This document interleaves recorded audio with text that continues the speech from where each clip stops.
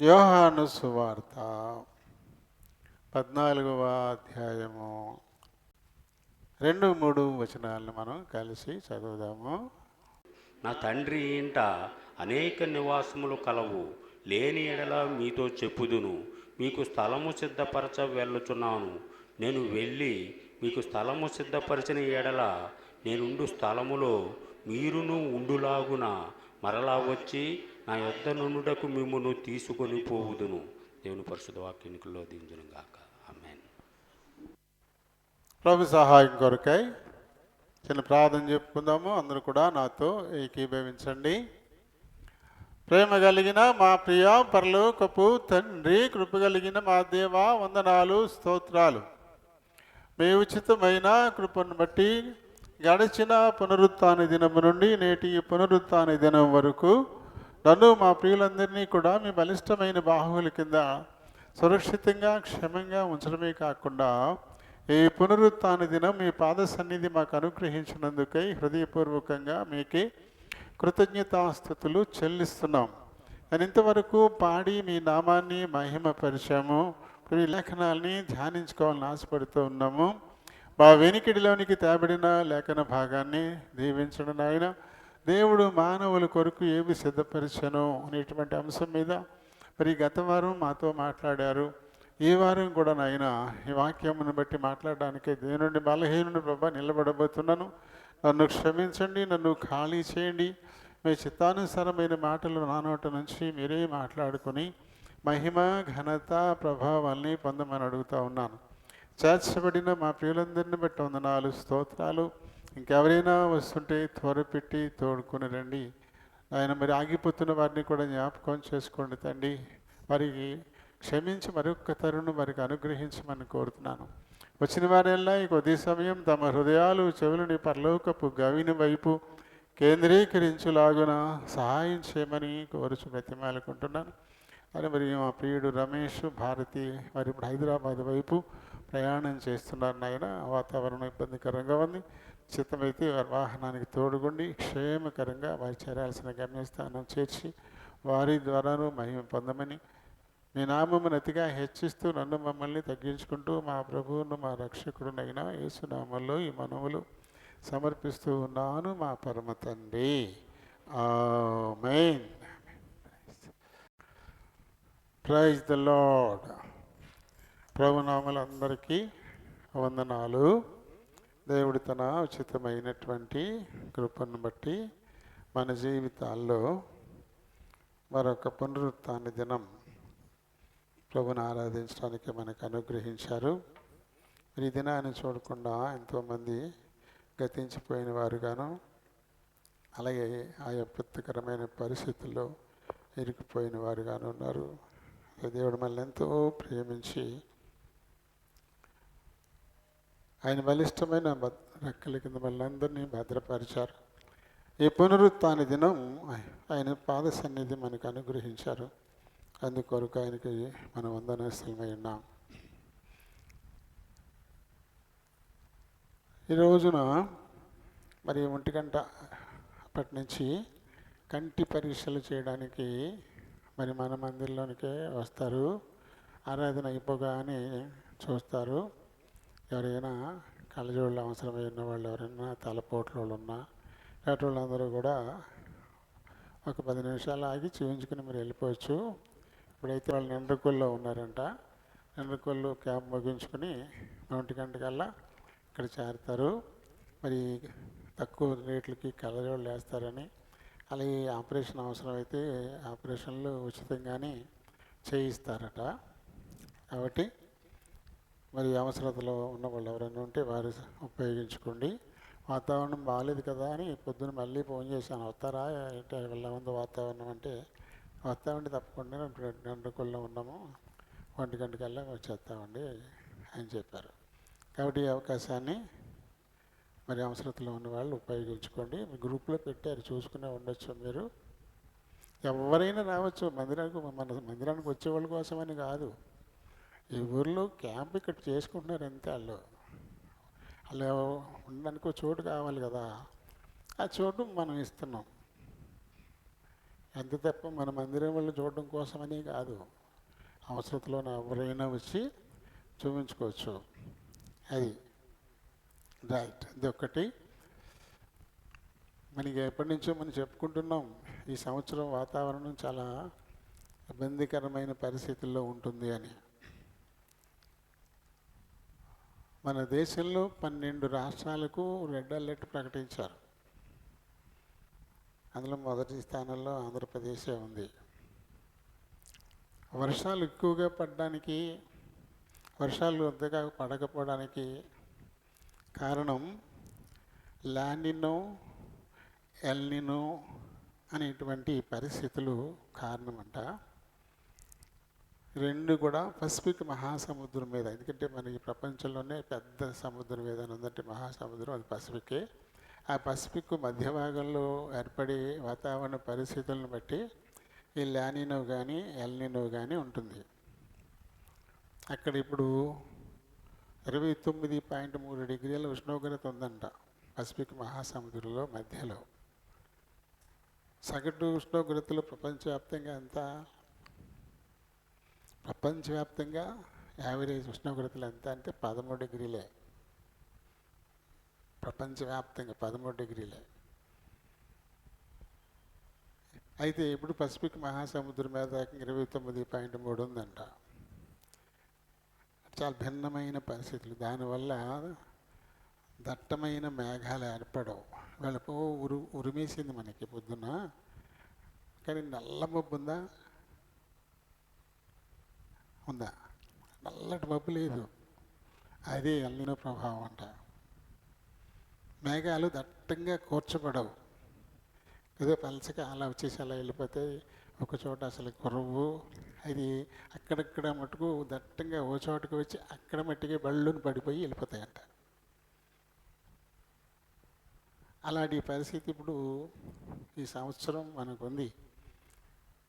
మనకి కాలువ కింద ఉన్నాం కాబట్టి మనకి నీటి ఎద్దడి సమస్య పెద్దగా అనిపిస్తుంది. కానీ కాలువలు లేని వాళ్ళు ఉంటారు కదా, వాళ్ళు వర్షం కోసమే చూస్తూ ఉంటారు. వాళ్ళకి వర్షం ఉండదు అంటే పంటలు పండవు. తీవ్రమైనటువంటి కరువు పరిస్థితులు కూడా వస్తాయి. బోర్లు కూడా లోనికి వెళ్ళిపోతాయి. వర్షాలు ఎప్పుడైతే ఉండవో భూగర్భ జలాలు కూడా అట్టడికి దిగిపోయి బోరుకి అందని పరిస్థితులు అయిపోతాయి. ఇలాంటి ఒక ఎల్నినో ప్రభావం భారతదేశంలో అంటే మొత్తం మీద అమెరికా, యూరోప్ వాతావరణ సంస్థలు కూడా ఈ విషయాన్ని చాలా గట్టిగా చెప్తున్నాయి. కేవలం మన దేశం వాళ్ళు కాదు, అమెరికా శాస్త్రజ్ఞులు, అయితే ఐరోపాకు చెందిన వాళ్ళు ఎల్నినో ప్రభావం చాలా ఎక్కువగా ఉంటుందని చెప్తున్నారు. టోటల్గా ఏం చెప్పారంటే ఆయన నీటిని పొదుపుగా వాడుకోవాలా. కరోనా టైంలో డబ్బులు ఎలా వాడుకున్నాం మనం? కరోనా టైంలో డబ్బులు ఎంత పొదుపుగా వాడాం. ఎందుకంటే బ్యాంకులో కూడా డబ్బులు లేవు కదా, తీసుకుంటాక అవకాశం లేదు, అన్నీ క్లోజ్డ్. అప్పుడు డబ్బులు మనం చాలా జాగ్రత్తగా పొదుపుగా వాడాం. ఇప్పుడు అంత పొదుపుగా నీటిని వాడుకోవాలంట. మనకు కూడా పైపులు కొంతమందికి ట్యాప్లు ఉండవు, వదిలేస్తారు. పైన ఎదురు ట్యాప్ ఉండదు, అలా వదిలిపెట్టేస్తారు అంతే. ఆ పైపు వచ్చి నుంచి ఊరు వెళ్ళిపోతూ ఉంటాయి.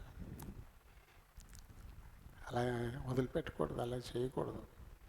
ఖచ్చితంగా ట్యాప్ బిగించుకోవాలి, అవసరం మట్టుకి వాడుకోవాలి. అదే తప్ప ఏముంది మనం ఏమైనా ఖర్చు పెడుతున్నామేంటి, దీనికోసం ఏమైనా కొంటున్నామా? 600 బిల్లు కొడుతున్నాం కదా, సంవత్సరానికి 600, నెలకు వచ్చాక 50 రూపాయలు, రోజుకి వచ్చాక అంత ₹1.50 మనం కట్టేస్తున్నాం కదా అనుకుంటున్నామా? అలా చేయకండి. మీ ట్యాప్లు ఉంటే ఖచ్చితంగా ప్రతిదానికి కుళాయికి ట్యాప్ బిగించండి, అక్కడ లేకపోతే ఆపేయండి. అంతేగాని నీటిని వృధా పోనీయకండి. ఎందుకంటే మనకి ఎక్కువైపోయిన కానీ వదిలేస్తే అవసరతలో ఉన్న వాళ్ళకి నీళ్ళు ఉండవు. హోటల్కి పోయి డబ్బులు ఇస్తున్నాం కదా అని ఇతని నిండా పెట్టించుకుని తినకుండా పడేసామనుకోండి, ఆ తర్వాత ఆహారం కోసం వచ్చిన వాళ్ళకి భోజనం ఉండదు హోటల్లో, డబ్బులు ఉన్నా సరే. మరి వృధా కదా మనం చేసేది. అలా ఇప్పుడు మనం చేయకూడదు. దేన్ని వృధా చేయకూడదు, పవర్ కూడా వృధా చేయకూడదు. మనదే కాదు, అందరికీ కావాలి ఇది. మనం వాడుతున్నాం అనుకోండి, వృధాగా వాడేస్తుంటే అవసరతలో ఉన్న వాళ్ళకి సరిగ్గా ఫ్యాన్ సరిగ్గా తిరగదు, కొన్ని చోట్ల మిక్సీలు పని చేయవు, కొన్ని చోట్ల లో అయిపోతాయి. అందుకని ఉన్న కాడే మనం ఫ్యాన్ వేసుకోవాలి. ఇక్కడ ఒకళ్ళు కూర్చుంటారు, అక్కడ ఒకళ్ళు కూర్చుంటారు, వీళ్ళకి ఒక ఫ్యాన్ వేయాలి, వాళ్ళకి ఒక ఫ్యాన్ వేయాలి. అది అక్కడికి వెళ్ళి కూర్చోరు, ఫ్యాన్ ఉన్న కాడికి వెళ్ళి కూర్చోవాలి, ఖాళీగా ఉంది కదా. అంతేగాని నేను నాకు ఏ ఫ్యాను, నేను ఇక్కడ కూర్చుంటానంటే ఇస్తాం, కాకపోతే ఇంకో 2000 ఎక్కువ అవుతుంది, బిల్లు పెద్ద ఏం కాదు. కానీ చాలామందికి కరెంటు తక్కువైపోతుంది, లేకుండా అయిపోతుంది. ఈ సూక్ష్మాన్ని మనం అర్థం చేసుకోవాలి. మనందరం ప్రేమ కలిగి ఉండాలి కదా.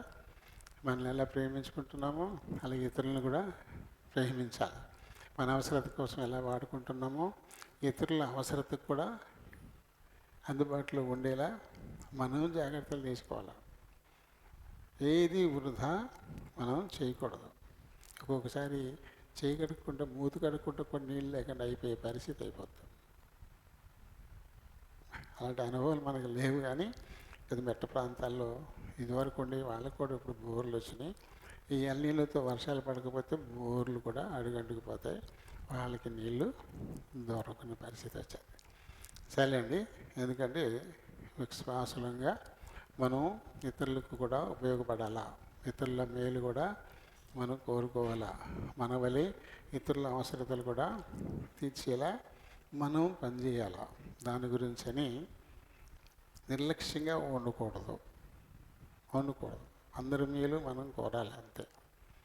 సర్లేండి, మనం మానవుల కొరకు దేవుడు ఏం సిద్ధపరిచాడు అనే అంశం మీద మనం గత వారం నుంచి మాట్లాడుతున్నాం కదా.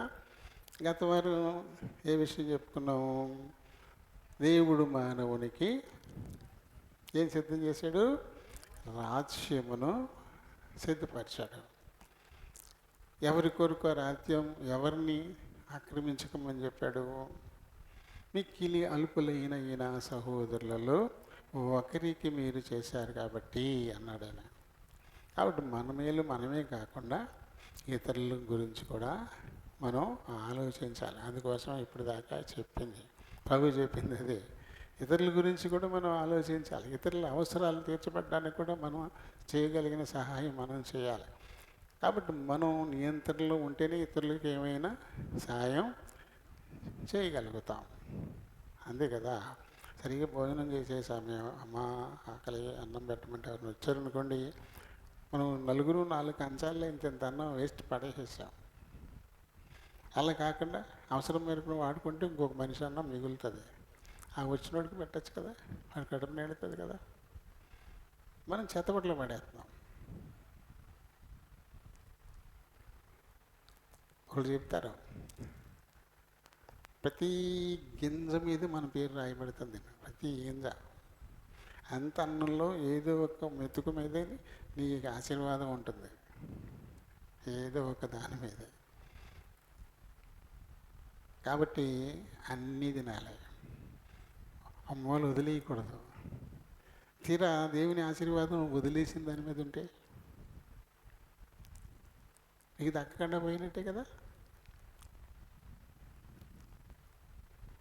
10 టాబ్లెట్లు, ఈ 10 టాబ్లెట్లోనూ నీకు జబ్బుకు ఉపయోగపడేది ఒకటి ఉంది అని ఈ 10ని ముందు పెట్టారనుకోండి, నువ్వేం చేయాలి? 10 మింగాలి. అంతేగాని 2 వదిలేసావనుకోండి, నీకు అవసరమైంది అన్నిట్లోనే ఉంటే నువ్వు 8 తిన్నా వేస్టే కదా, అది పనికి రాకుండా పోయినట్టే. అందుకని ఏది ఉంచకూడదు, కంచం క్లియర్ చేయడం నేర్చుకోండి. అందులో వృధాగా ఉంచి చెత్తబుట్టలో పడేయకూడదు. పెద్దోళ్ళు పని చేస్తే పిల్లలు కూడా అలాగే చేస్తారు. మనం ఇలా గెంటేసి, అమ్మవాళ్ళని ఇలా గెంటేసి ఎంత వదిలిపెట్టేసేది అంతా పట్టుకుని చెత్తబుట్టలో పడేస్తే నీకు అందాల్సింది అందులోకి పోతుంది, నీకు అందకుండా అయిపోతుంది. అది తిన్నాం అనుకుంటున్నావు అంతే. అందుకని ప్రతిది అంతే పూర్తిగా క్లియర్ చేయాలి. నేను అలాగే చేస్తాను. ఎప్పుడైనా మీరు చూసుకోవచ్చు. నాకు తన కంచం వంటి కంచంలో ఒక్క మెతుకు కూడా ఉండదు, మొత్తం క్లియర్ చేస్తాను. ఎక్కువ పెట్టుకుని పక్కన వదిలేసుకోవడం నాకు అలవాటు ఉండదు, అలా చేయను అసలు. నాకు చాలా బాధ అలా చేయడం అంటే. అలా అని ఎక్కువ తింటే ఆయాసం అవుతుంది.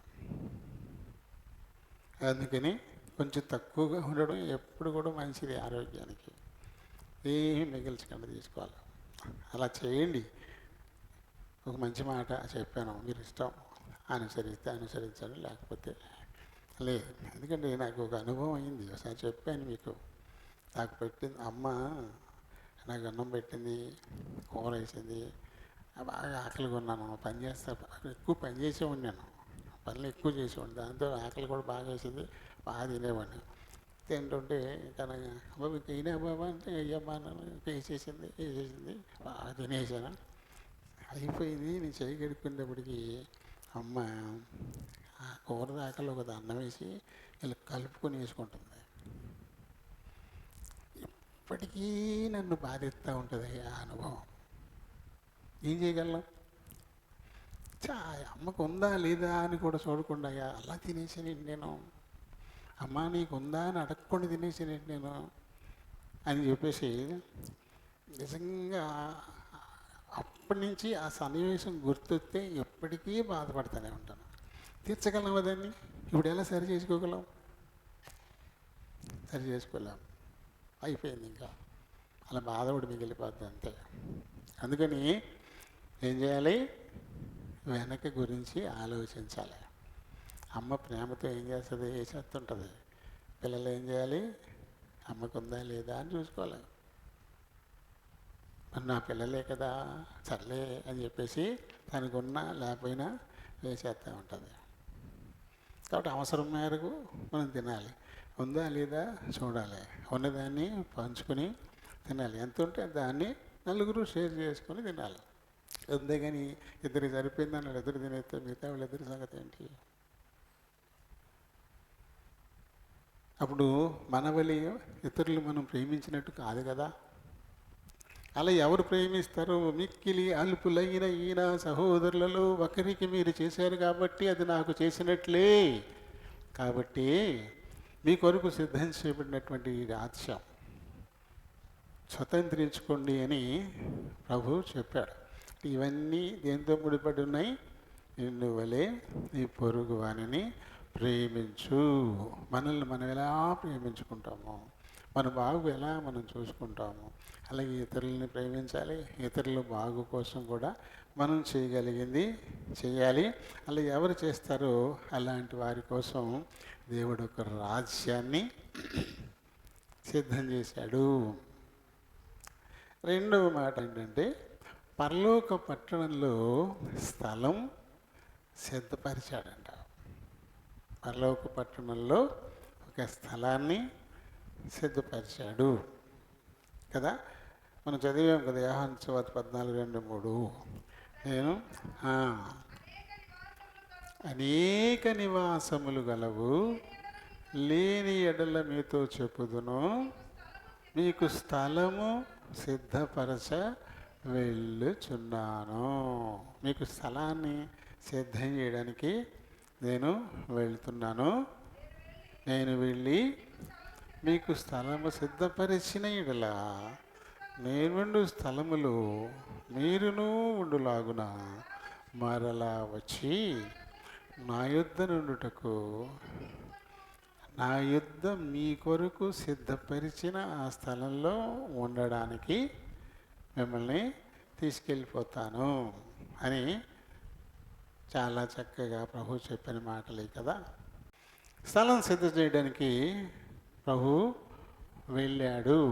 ఆయన ఒక మాట ఇచ్చాడు మనకి, మళ్ళీ వచ్చి మేమున్న చోట మీరును ఉండులాగున మిమ్మల్ని తీసుకెళ్తా. ఇప్పుడు ఎందుకు వెళుతున్నానంటే, స్థలం సిద్ధం చేయడం కొరకు వెళుతున్నానని ప్రభు చెప్పున్నాడు. అంటే వాస్తవంగా ఆ స్థలం మంది, అక్కడ వాళ్ళమే, మనం అక్కడ వాళ్ళమే. కానీ ఏం చేసాము? ఆజ్ఞాతిక్రమ పాపం చేసి నువ్వు చెప్పేది ఏంటి? నువ్వు చెప్పేది నేను వినేది ఏంటి? నాకు లేదేంటి తెలివితేటలు? అమ్మా, ఆ, మా కళ్ళు తెరవబడకుండా ఉండిపోవాలా? మేము దేవతలు కాకుండా ఉండిపోవాలా? ఇంత స్వార్థం ఆయన చెప్పేసి అందుకుని తినేసరే దేవుని ఆజ్ఞను అతిక్రమించడం ద్వారా అక్కడకున్న మన స్థలాన్ని మనం పోగొట్టుకున్నాము. అక్కడి నుంచి ఆయన వెలుపలికి ఏ నేల నుండి మనం తీయబడ్డామో మళ్ళీ అక్కడికే వచ్చి పడ్డాం. ఆయన ఎంతో మనం ప్రేమించి ఆ ఏదేను వనంలో ఆయన వేసినటువంటి తోట పరదేశు, దాని వెలుపల నుంచి మట్టిని తీసుకెళ్ళి మనిషిని చేసి తనతో పాటు సహవాసం చేయడానికి వీలుగా వారిని తయారు చేసి నిర్మించి అక్కడ ఉంచి వారితో సహవాసం చేస్తూ ఉంటే వాళ్ళు ఏం చేశారు? మళ్ళీ ఏ నేల నుంచి తీయబడ్డారో వచ్చి అక్కడ పడ్డారు. మళ్ళీ అక్కడ పడ్డారు. అంటే మన స్థలం వాస్తవం పరదేశంలో, మన స్థలం వాస్తవానికి పరదేశంలో ఉంది. కానీ దాన్ని మనం పోగొట్టేసుకున్నాం, పోగొట్టుకుని యువతలు పడ్డాం. కాబట్టి తిరిగి మళ్ళీ ఆ స్థలాన్ని మన కొరకు ఆయన సిద్ధం చేయడానికి వెళ్ళాడు. అయితే ఆ స్థలంలో ఉండడానికి వీలుగా మనల్ని మనం ఇప్పుడు సిద్ధపరచుకోవాలి. ఏ ఏ పరిస్థితులు ఆ స్థలంలో నుంచి మనల్ని బయటికి నెట్టేసాయో వాటన్నిటినీ జాగ్రత్తగా గుర్తిరిగి పూర్తిగా మారుమనసు పొందిన వారమై పశ్చాత్తాపడ్డ వాళ్ళమై మళ్ళీ తిరిగి ఆ ప్రదేశానికి, ఆ స్థలానికి వెళ్ళడానికి సిద్ధపడాల్సి ఉంటుంది. మనకి బైబిల్లో యేసు ప్రభు ఒక ఉపమానాన్ని చెప్పారు. లూకా సువార్తలో 15వ అధ్యాయంలో 11వ వచనం నుంచి అది ఉంటుంది కదా. లూకా సువార్తలో 15వ అధ్యాయంలో 11వ వచనం నుంచి మనం దాన్ని చూస్తాం. ఎన్నోసార్లు మనం దాన్ని విన్నాం కదా. ఒక తండ్రికి 2 కుమారులు ఉన్నారు. ఆ తండ్రి ఎలాంటి వాడు? గొప్ప ఐశ్వర్యవంతుడు. ఆ పట్టణంలోనే ఒక రాజు లాంటివాడు. కోట్ల రూపాయల ఆస్తులు ఉన్నాయి, తోటలు ఉన్నాయి, భవనాలు ఉన్నాయి. అలా అనేక మంది పనులు ఉన్నారు. కాబట్టి ఆయన ఒక రాజు, ఆయన పిల్లలు యువరాజులు లాంటి వాళ్ళు. అంత ఐశ్వర్యవంతులైనటువంటి కుటుంబం. అందులో పెద్దడు ఆ పొలాలు ఎలా ఉన్నాయి, తోటలు ఎలా ఉన్నాయి అవి చూసుకుంటూ ఉంటాడు. తండ్రితోటే ఉండి చూసుకుంటూ ఉంటాడు. కానీ చిన్నోడు మటుకు స్నేహాలు పట్టేశాడు. డబ్బు ఎక్కడ ఉంటే అక్కడికి చుట్టాలు వస్తారని మనం పద్యం చదువుకుంటాం కదా. ఎప్పుడు సంపద కలిగిన అప్పుడు బంధువులు వత్తు రది ఎట్లన్నన్, తెప్పలుగా చెరువు నిండిన కప్పలు 10,000 చేరు. ఆ కప్పల సౌండ్ ఎంత బాగుండేదో ఇప్పుడు లేదు అసలు మనకి. రాత్రి పడుకుని నిద్రపోయేవాళ్ళం. అర్ధరాత్రులు బొబ్బ చీపులు బట్టి వాన వచ్చేసేది.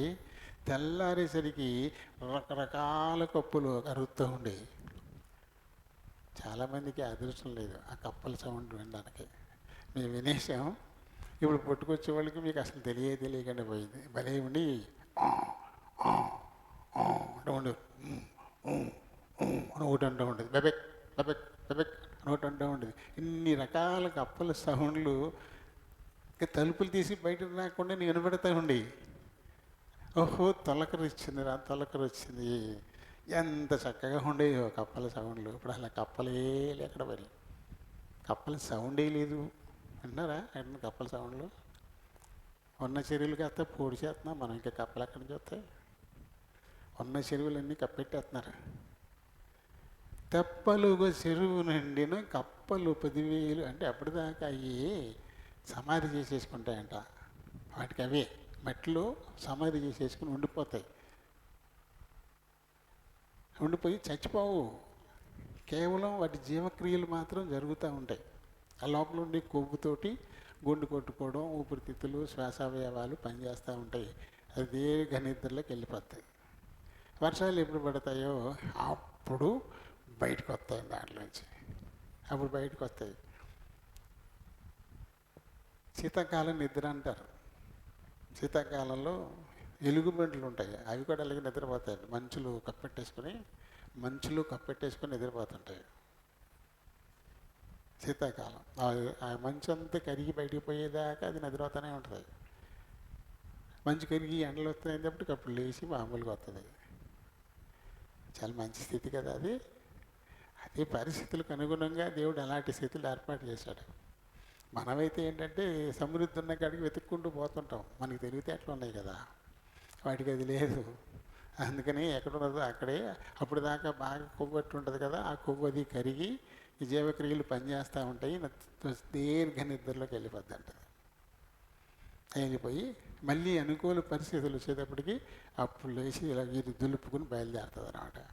కప్పలు అంతే, ఈ ద్రోపు ఎలుగుబంట్లు అంతే. నిజంగా మనకంటే చాలా మంచి స్థితి కదా వాటిది. ఓకే, సర్లేండి. మొత్తం మీద వీళ్ళకి డబ్బు బాగా ఉంది కాబట్టి స్నేహితులు బాగా జోరీగల్లాగా ఈయన చుట్టూ తిరుగుతూ మానేట్టారు. స్నేహితులు డబ్బున్న వాళ్ళు ఏం చేస్తారు, పొగుడుతూనే ఉంటారు. నువ్వు అలాగా, నువ్వు ఎలాగా, అలాగా అలాగా, ప్రతీది పొగుడుతూనే ఉంటారు. ప్రతీది బా చెట్టు ఎక్కడికి ఉన్నా చదరా, వాళ్ళే ఉందని నువ్వే కొంటావు, నీకే దొరుకుతాయి ఇలాంటివి. ఇలాంటివి మాట్లాడితే కావాలా తీసుకో అని ఇచ్చేతాడు, ఎంతాడు. అలా డబ్బున్న వాళ్ళ చుట్టూ చేరిపోతారు. అలాగే చిన్న కూరడు వాడు డబ్బున్నాడు కాబట్టి బోళ్ళు మంది స్నేహితులు వాడిని ఎలా అలా రెచ్చగొట్టేసి వాడి ద్వారా వీళ్ళ అవసరాలన్నీ తీర్చుకుంటూ ఉంటారన్నమాట. తాగుడు, జోదం, ఇంకా వేరే వేరే మానసిక కల్లాస పొందేటువంటి ఇట్లాంటి వాటన్నిటినీ కూడా అతని ద్వారా తీర్చుకోవడానికి వాడిని ఇంద్రుడని చంద్రుడని పొగుడేసి, నువ్వు యువరాజు అని చెప్పేసి పొగుడేసి పైకి ఇక ఇష్టానికి అన్నింటికన్నీ తెత్తం వీళ్ళు అనుభవించడం, అలా అలా అలా అలా చేసేస్తున్నారు. మరి డబ్బులు పెట్టుకెళ్ళి ఆ డబ్బు నుంచి ఎవరు డబ్బు సంపాదించేటువంటి ఏదైనా ఒక కార్యక్రమం చేస్తే ఇవ్వడానికి ఇష్టపడతారు. పట్టుకెళ్ళిపోయి తగలబెట్టేస్తే, ఖర్చు పెట్టేస్తే ఎలాగా? డబ్బు ఉన్నదనుకోండి, దాన్ని ఉపయోగించి డబ్బు సంపాదిస్తూ మన అవసరాలు తీర్చుకోవాలి. ఈ మూలం అలాగే ఉండిపోవాలి. ఈ మూలధనాన్ని ఇది ఖర్చు పెట్టేసుకుంటే మరి తర్వాత ఎక్కడి నుంచి వస్తుంది? ఉంది కదా అని చెప్పేసి ఏదో ఒకటి పెట్టేసి వాడేసేసుకుని తగలేసేసి చేతులు దులుపుకుంటే తర్వాత ఎక్కడి నుంచి వస్తుంది? మన దగ్గర ఉన్నది ఒక పెట్టుబడి కావాలి. ఆ పెట్టుబడి నుంచి లాభం రావాలి. లాభం వచ్చే పని చేయాలి. అంతేగాని దాన్ని మూలధనం అంటున్నాం. అది కాస్త తినేస్తే తర్వాత ఏం చేస్తాం? చేతులు కాసి అడుక్కునే పరిస్థితి వచ్చేది. అంతే కదా. ఆ తండ్రి ఎప్పుడు మొత్తం మీద, ఏం బాబు ఎందుకు నువ్వు డబ్బులలో పట్టుకెళ్ళి పాడు చేస్తున్నావు, ఇలా ప్రతిరోజు చాలా తీసుకెళ్ళి పాడు చేసేస్తా ఉన్నావు, మరి ఇది సరికాదు కదా అని ఆ తండ్రి ఆయన్ని ఒకసారి చిన్నగా మందలించి ఉండొచ్చు, అడిగి ఉండొచ్చు. దాంతో ఒకసారి డబ్బులు పట్టుకెళ్ళకుండా వెళ్ళిపోయాడు. దీని మీద ఆధారపడి అనవసరాలు తీర్చుకుంటున్నటువంటి వారు, మావాడు డబ్బులు తెస్తాడు ఏదో రకంగా కొంత లాగొచ్చు అనుకున్న వాళ్ళకి లేకుండా పోయినాయి. అప్పుడు ఏం చేశారు? దువ్వారు, తండ్రి మీదకి ఎగదోశారు. ఏమనంటే మీ నాన్నవాడు, ఆస్తిలో సగం నీకు లేదా, నీ డబ్బు నీ ఇష్టం, ఎందుకు ఏమనంటాడు ఆయన చెప్పేసి బాగా ఎక్కేశారు.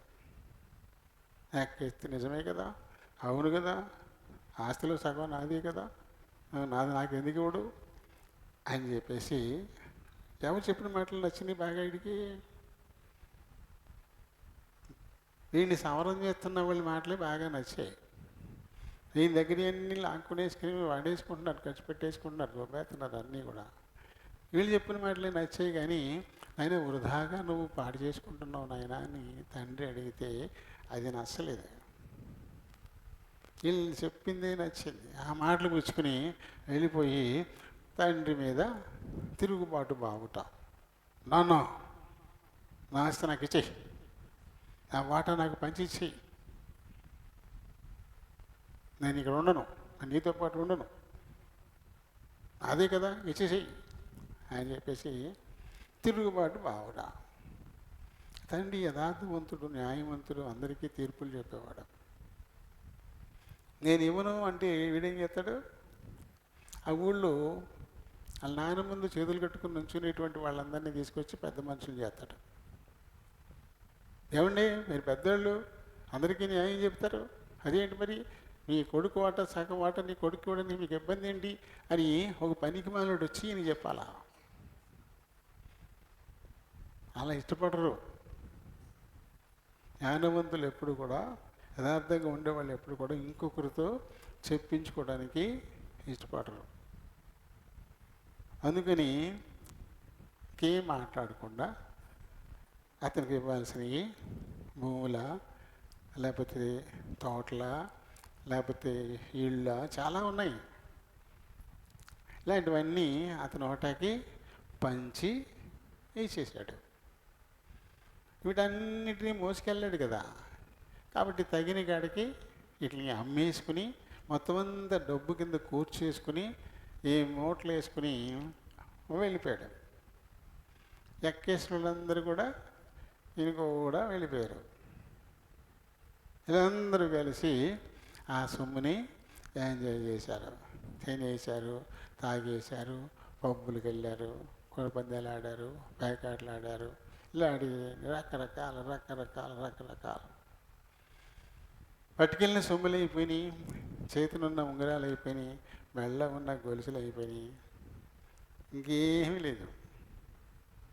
వారి వస్త్రాలు కూడా చాలా విలువైనవి కాబట్టి అవి కూడా అమ్మేసి ఉంటారు. ఆ ఒంటి మీద ఉన్న వస్త్రాలు మట్టుగా ఉన్నాయి, అవి ఏమైపోతాయి, మాసిపోయి పీలికలు అయిపోయిన పరిస్థితి అయిపోయింది. ఇక ఎప్పుడైతే సొమ్ములు అయిపోతున్నాయో ఒక్కొక్కడు వదిలేసి వెళ్ళిపోయారు. ఒక్కడగా మిగిలిపోయాడు. తండ్రి అతని కొరకు సిద్ధం చేసినటువంటి ఒక అంతఃపురం, అందులో చక్కటి మేడగది, విలువైన సామగ్రి, హంసతూలికా తలుపులు లాంటి పడక, చిటికైతే చాలు అయ్యా అంటూ వచ్చే పని మనుషులు, ఏది కావాలంటే ఇది ఇచ్చేటువంటి అటువంటి చక్కటి స్థలం తండ్రి అతని కొరకు ఏర్పరిచిన ఆ స్థలం. దాన్ని వదిలేసుకుని కాదనుకుని కాలదనుకుని వెళ్ళిపోయాడు, పోగొట్టుకుని వెళ్ళిపోయాడు. అన్నీ పోయాయి. ఇప్పుడు గుర్తొస్తుంది, తన తండ్రి గుర్తొస్తున్నాడు, తన ఇల్లు గుర్తొస్తుంది, అక్కడ ఉండే సౌకర్యాలు గుర్తొస్తున్నాయి, అక్కడ ఉండే పని వాళ్ళు గుర్తొస్తున్నారు, వాళ్ళు ఎంత సంతోషంగా ఆనందంగా బతుకుతున్నారు, ఏ లోటు లేకుండా ఎలా బతుకుతున్నారో గుర్తొస్తూ ఉన్నాయి. ఇవన్నీ గుర్తొచ్చేసరికి తనేం పోగొట్టుకున్నాడో ఇప్పుడు తనకి తెలిసి వచ్చింది. పోగొట్టుకోకుండా ముందే తెలుసుకుంటే ధన్యులు. కొంతమంది పోగొట్టుకున్న తర్వాత అయినా తెలుసుకుంటారు, బెటర్. కొంతమంది పోగొట్టుకున్నా కూడా తెలుసుకోరు, వాళ్ళు ఇంకా మూర్ఖులు, భ్రష్టత్వం, నాశనానికి వాళ్ళు ఉంటారు. 1-2 స్థానాల్లో ఉన్నవాళ్ళకి మేలు జరుగుతుంది, 3వ స్థానం ఉన్నవాడు ఒక మూఢుడు, వాడు ఇంకా భ్రష్టుడే, భ్రష్ట మనసే. చాలామంది భ్రష్ట మనసుతోటి రైలు కింద తలకాయలు పెడుతున్నారు, చెట్లకు ఉరేసుకుంటున్నారు. ఎప్పుడు చూసినా ఈయనే కనపడతాయి, ఇలాంటివి చెప్తారు ఈయన అనుకుంటారే మీరు. నిన్నటి పేపర్లో చదివాను, నిన్న వాళ్ళ పేపర్లో మరి భార్యతో విభేదాలు ఏమో, తండ్రి 3 కుమార్తెలతో విడిగా ఉంటున్నాడు, తనతో పాటు తల్లి కూడా ఉంటుంది. వాళ్ళు పోషణార్థం ఏదో పనిచేసి మొత్తం గడుపుతున్నాడు. ఇల్లు పిల్లలు ముగ్గురు చదువుకి వెళ్తున్నారు, స్కూల్కి వెళ్ళి వెళ్ళే ముగ్గురు కూడా. మరి ఏమైందో తెలియదు ఆయనకి. ఆ రోజు ఇంటికి వస్తూ వస్తూ కూల్ డ్రింకులు, పాయిజన్ డబ్బా కూడా తీసుకొచ్చాడు. నువ్వుల తాడు కూడా తెచ్చుకున్నాడు, లావు తాడు కూడా తెచ్చుకున్నాడు. రాత్రి పడకి వెళ్ళే ముందు డ్రింక్స్ తాగుదాం అన్నట్టుగా ఆ కూల్ డ్రింకుల్లో కొద్ది విషం వేసి ముగ్గురు పిల్లలకి పట్టించారు. పడుకున్నారు. నేను పొద్దున్నే లేచి, అమ్మ టిఫిన్ వస్తాను నేను, పిల్లలు పడుకున్నారులే, ఇప్పుడు లెగ్గొట్టబాకు, టైం చాలా ఉంది కదా అని వాళ్ళ అమ్మకు చెప్పి ఈ కొనుక్కు తెచ్చుకుని తాడొచ్చుకుని వెళ్ళిపోయాడు. ఆ నాయనమ్మ ఆ పిల్లలు లెగ్గొడతకి చూసి లోపలికి వెళ్తే ముగ్గురులోనూ కదలిక లేదు, చచ్చిపోయారు. నిద్రలోనే చచ్చిపోయారు. మొయ్యి బాబోయిన వాళ్ళని వెళ్ళి కేకలేసుకొని ఇలాగిపోయారని చెప్తుంటే బయట ఏమో కూల్ డ్రింక్స్ సీసాలు అయ్యాను అన్నాయట. ఇంక వీధిలోకి వచ్చి అల్లరి చేద్దాం అనుకునేసరికల్లా ఎవరో వస్తున్నారు కవరు. ఆ ఊరు బయట వేప చెట్టుకి ఊరు వేసుకుని చచ్చిపోయాడు అతను. ఊరు వెళ్ళిపోయిన వేప చెట్టుకి ఊరు వేసుకుని అతను చచ్చిపోయాడు. అతను మీ అబ్బాయి ఊరేసుకుని చచ్చిపోయాడు అని చెప్పి, ఇక్కడేమో ముగ్గురు పిల్లలు విషం. ఎందుకంత కష్టం వచ్చింది? ఏ పరిస్థితులు వారిని ఆ కష్టంలోకి తీసుకెళ్ళాయి? వాటికి అవిగా మన మీదకి రావు కదా. మనం వేసే తప్పటడుగులే కదా. మనం వేసే తప్పటడుగులే ఇలాంటి పరిస్థితికి కారణాలు అవుతాయి. ఆ తప్పటడుగు మనమే వేసాం కాబట్టి మళ్ళీ మనమే దాన్ని వెనక్కి తీసుకుంటాం. వెనక్కి తీసుకోలేనంత ఇబ్బందికరమైన పరిస్థితి ఏముంటుంది? అనవసరంగా ముగ్గురు ఆడబిడ్డలు వాళ్ళని చంపేసి తనకు కూడా చచ్చిపోయాడు. మూడవ స్థానం అనేది భ్రష్టత్వం. మొదటిది అసలు ఇబ్బందుల్లోనే పడకుండానే ఉండడం. తెలివిగా దేవుని వాక్యానుసారంగా ఆయన మీద ఆధారపడి మనం ముందు నడుచుకుంటూ ఉంటే మన మీద దృష్టి పెట్టి ప్రభు ఆలోచన చెప్తానన్నాడు. ఆ వాక్యం ఎప్పుడు మన హృదయంలో ఉంటుందో అప్పుడు ఆయన ఎదుట మనం పాపం ఇంకా చెయ్యం. అంతే కదా, అది మొదటి స్థాయి. ఏదో మొత్తం మీద లోకం వ్యామోహం వెంబడి పడ్డాం. మనం వేసిన తప్పటడుగు వల్ల ఓ సమస్య ఎదురైంది. మనం వేస్తేనే అది ఎదురైంది కాబట్టి దాన్ని తీసుకోవడం కూడా మనకి తెలుస్తుంది, సరిదిద్దుకోవాలి. ఇక అది కూడా లేనోళ్ళే మూడవ స్థానం భ్రష్టత్వం.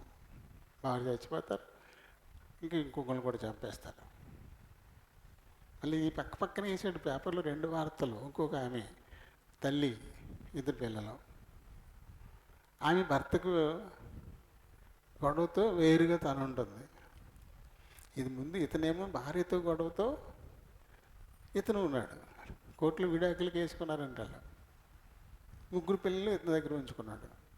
ఆమె 2 పిల్లల్ని తన దగ్గర ఉంచుకుంది.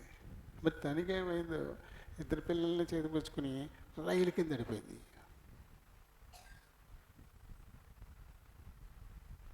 ఆ రైలు ట్రాక్ మీద పిల్లలు ముక్కలైపోయి ఉన్నారు. ఆవిడ ఎందుకు వెళ్ళిపోతాను ఈ మూడవ స్థాయికి అంటే దేవుని యందు ఏమాత్రం కూడా భయము భక్తి ఉండదు. దేవుడు అంటే భయం ఉండదు. అనురాగరహితులు, అనురాగం ఉండదు. పిల్లల మీద ఉండాలి కదా. పోనీ నేనేదో ఇలా అయిపోయాను, సర్లే ఆ పిల్లల్ని ఎందుకు నేను పాడు చేయాలి? బోల్డంత జీవితం ఉంది వాళ్ళకి. ఏం చూశారు వాళ్ళు? నా తప్పుదానికి నా పిల్లల్ని ఎందుకు నేను చంపాలా?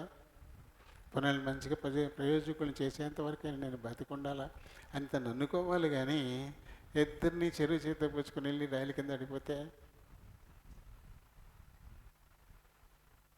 ఇది భ్రష్ట మనసు. రోమియోలు రాసిన పత్రికలో 1వ అధ్యాయంలో 28 నుంచి 31 వరకు అక్కడ రాశారు.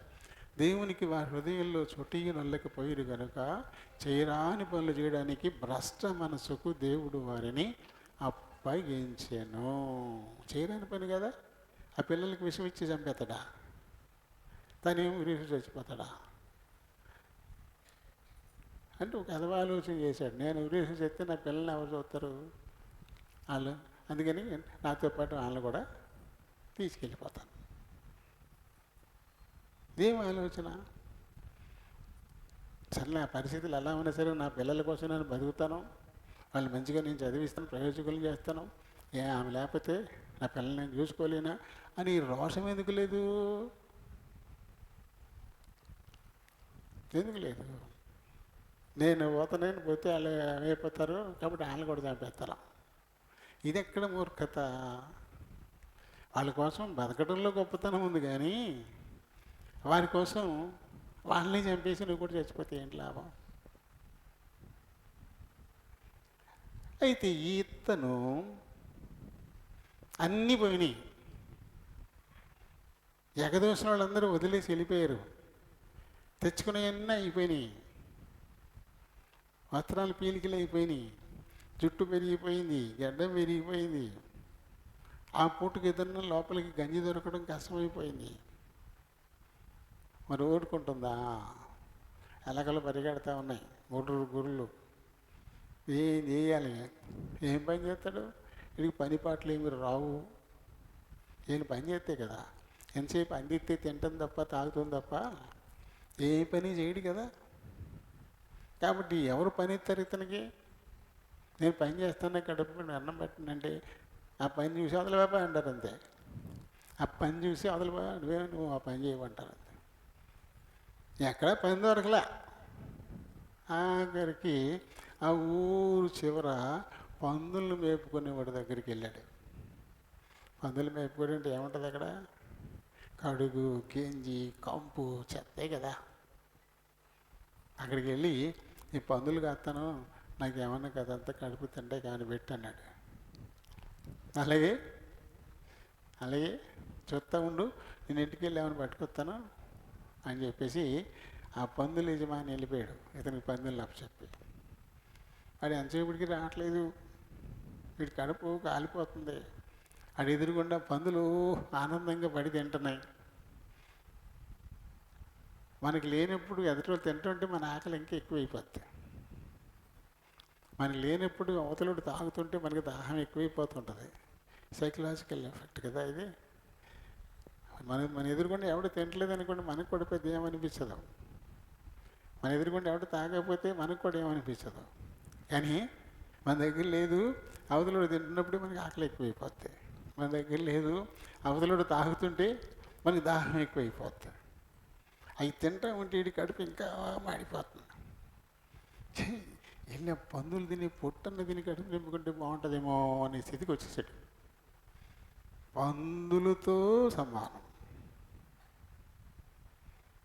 యూదులకు పంది అసహ్యం. అసలు పందులుడు దగ్గర పని చేయడానికి వెళ్ళడమే తప్పుతాను. పంది అసహ్యం. పందిని తినకూడదు, పందుల్ని పెంచకూడదు. అది బైబిల్లో ఉన్నటువంటి మాట.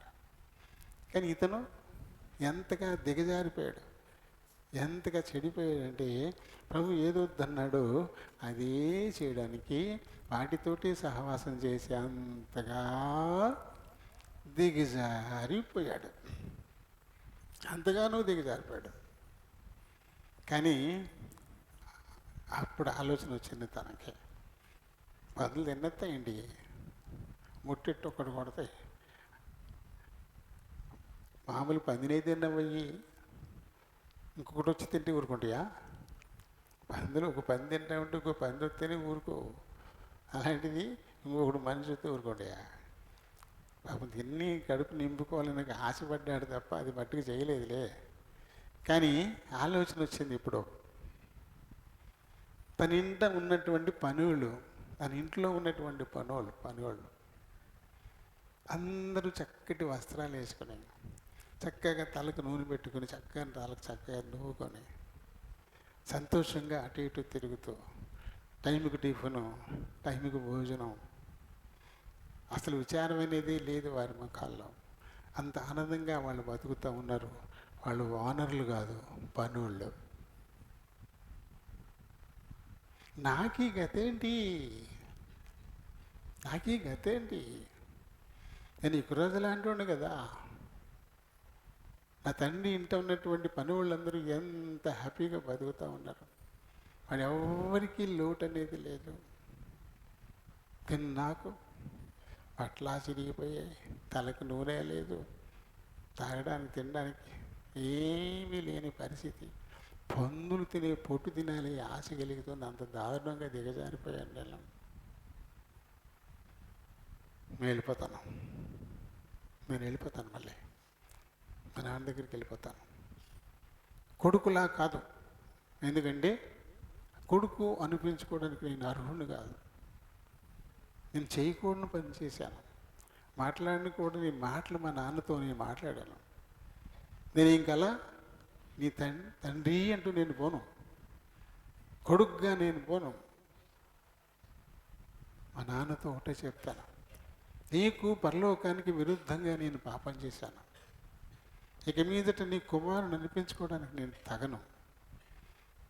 నీ పని వాళ్ళల్లో ఒక్కడిగా నన్ను అంగీకరించి తినడానికి నాకు కాస్త తిండి పెట్టు అని నేను అడుగుతాను అని ఆలోచించుకున్నాడు. అంతే తప్ప ఏ రైలు కింద తలకాయ పెట్టి ఎన్నూతులోనో దూకేసి ఊరి వేసుకొని ఎలాంటి పనికి తను పూనుకోలేదు. ఎప్పుడూ అలాంటి పని ఎవరూ చేయకూడదు, ఎవరూ చేయకూడదు. బ్రతకడానికి ఎన్నో మార్గాలు ఉన్నాయి, కడుపు నింపుకోవడానికి ఎన్నో మార్గాలు ఉన్నాయి. ఒక కవిగారు అంటాడు, జగమంతా శ్రమజీవికి లక్ష్మీ నివాసం అంటాడు. అంటే లక్ష్మి అంటే డబ్బు గురించి, దానికి ఒక పేరు ఎట్టండి. లక్ష్మి అంటే డబ్బు, మనీ. ఎక్కడ చూసినా డబ్బు కనపడుతుంది, ఎక్కడ చూసినా డబ్బు ఉంటుంది. మనం తీసుకోవాలంతే. డబ్బు లేని చోటు ఉందా? డబ్బు లేని చోటు లేదు. ఎక్కడ పడితే అక్కడ డబ్బు ఉంది. అది తీసుకోవడానికి నువ్వేమైనా చేయాలి. ఇక్కడ నువ్వేమైనా చేస్తే నీకు డబ్బులు వస్తాయి. జేబు ఖాళీ జేబుతో వెళ్ళి జేబు నిండా డబ్బులు పెట్టుకుని రావచ్చు ఇంటికి. ఇంకెందుకు బతకలేరు కదా. కాబట్టి ఇప్పుడు తిరిగి మళ్ళీ తన తండ్రి ఇంట పని చేసి కష్టం చేసి డబ్బులు సంపాదించుకుని హ్యాపీగా బతుకుతున్నటువంటి వారి స్థితి దానికంటే ఎంత గొప్పగా ఉందో తెలిసి వచ్చింది. అందుకని ఈ పని వాళ్ళల్లో ఒక పనుడుగా నన్ను చేర్చుకుని నాకు కాస్త ఆహారం పెట్టు నాన్న అని మా నాన్నని నేను అడుగుతానని వెనుక తిరిగి వచ్చాడు. ఇది మంచి పని. ఎప్పుడైనా పొరపాటున తల్లిదండ్రుల మీద కోపంతో వాళ్ళు వీళ్ళు చెప్పిన మాటలను పెట్టుకుని వెళ్ళిపోయి వాళ్ళు ఎవరైనా ఉంటే, నీ ఇంటికంటే సేఫ్టీ నీకు ఎక్కడ ఉంటుంది? నీ ఇంట్లో కంటే నీకు ఎక్కడ నీ అవసరాలు తీరుతాయి? నీ తల్లిదండ్రుల కంటే నేను సపోర్ట్ చేసే వాళ్ళు ఎవరు ఉంటారు? ఎక్కడికి వెళ్ళినా ఒక అనాథలాగా పడి ఉండాల్సిందే కదా. అలాంటి బతుకు అవసరమా? చేతుల దాన్ని చెరిపేసుకుని పోవడం. ఈ కుమారుడికి వచ్చిన రియలైజేషన్ లాంటిది రావాలి ఎవరికైనా సరే. ఈ పరిస్థితులు నీకు పాఠం నేర్పుతాయి. అప్పుడు ఎలా మాట్లాడవు, ఎలా ఉండవు. ఇప్పుడు ఏమైపోయింది? నీ ప్రవర్తన వల్ల నీకు లభించింది ఏంటి? అది నీకు తెలిసిన తర్వాత దాన్ని దిద్దుకునే ప్రయత్నం చేయాలి తప్ప పాడు చేసుకోకూడదు, పాడు చేసుకోకూడదు కదా. కాబట్టి ఇంటికి తిరిగి వచ్చి తిరుగు ముఖం పట్టాడు.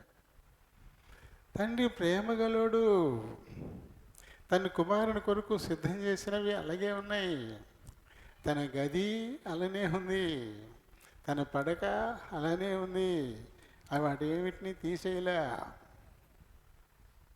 నా కొడుకు మళ్ళీ రాకపోతాడా? మళ్ళీ తన గదిలోకి తను వెళ్ళకుండా ఉంటాడా? తన మంచాన్ని తను ఉపయోగించకుండా ఉంటాడా?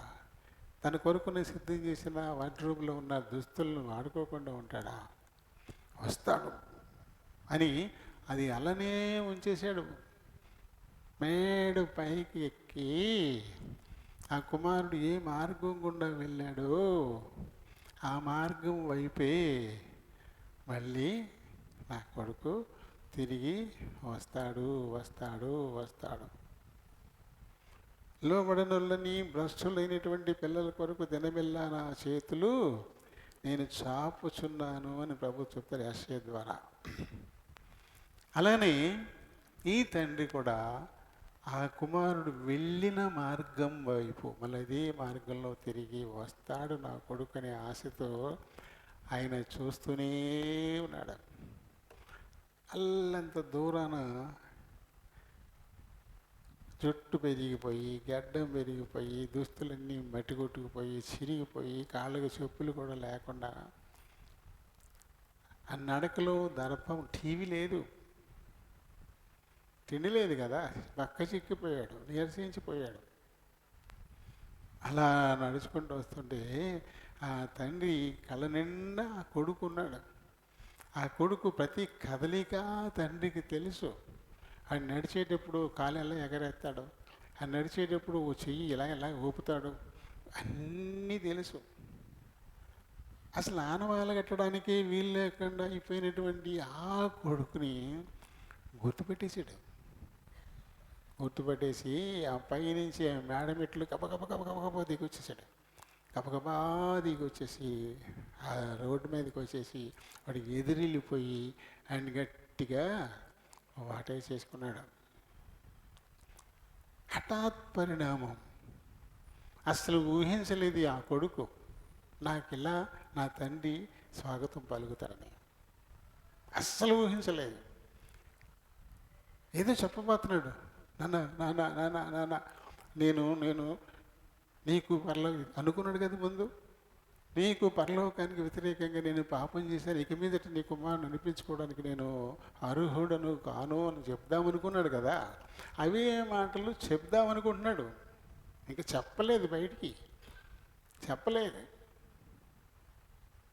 అంతే, చెప్పకుండానే ఆ కొడుకును వాటేసుకుని గబగబా లోపల తీసుకెళ్ళిపోయి, ఎవరు ఎక్కడ స్నానానికి నీళ్ళు పెట్టంటారా, సురకొండి పిలవండి, సురకొండి పిలవండి, ఈ జుట్టు కత్తిరించాలి, సవరం చేయాలి, నీళ్ళు పెట్టండి, చక్కగా మంచిగా తలంతా స్నానం చేయించండి, మంచి ప్రశస్తమైన వస్త్రాలు తీసుకొనండి, తొడిగించండి, కాళ్ళకి చెప్పులు వేయండి, మెళ్ళకు గొలుసేయండి.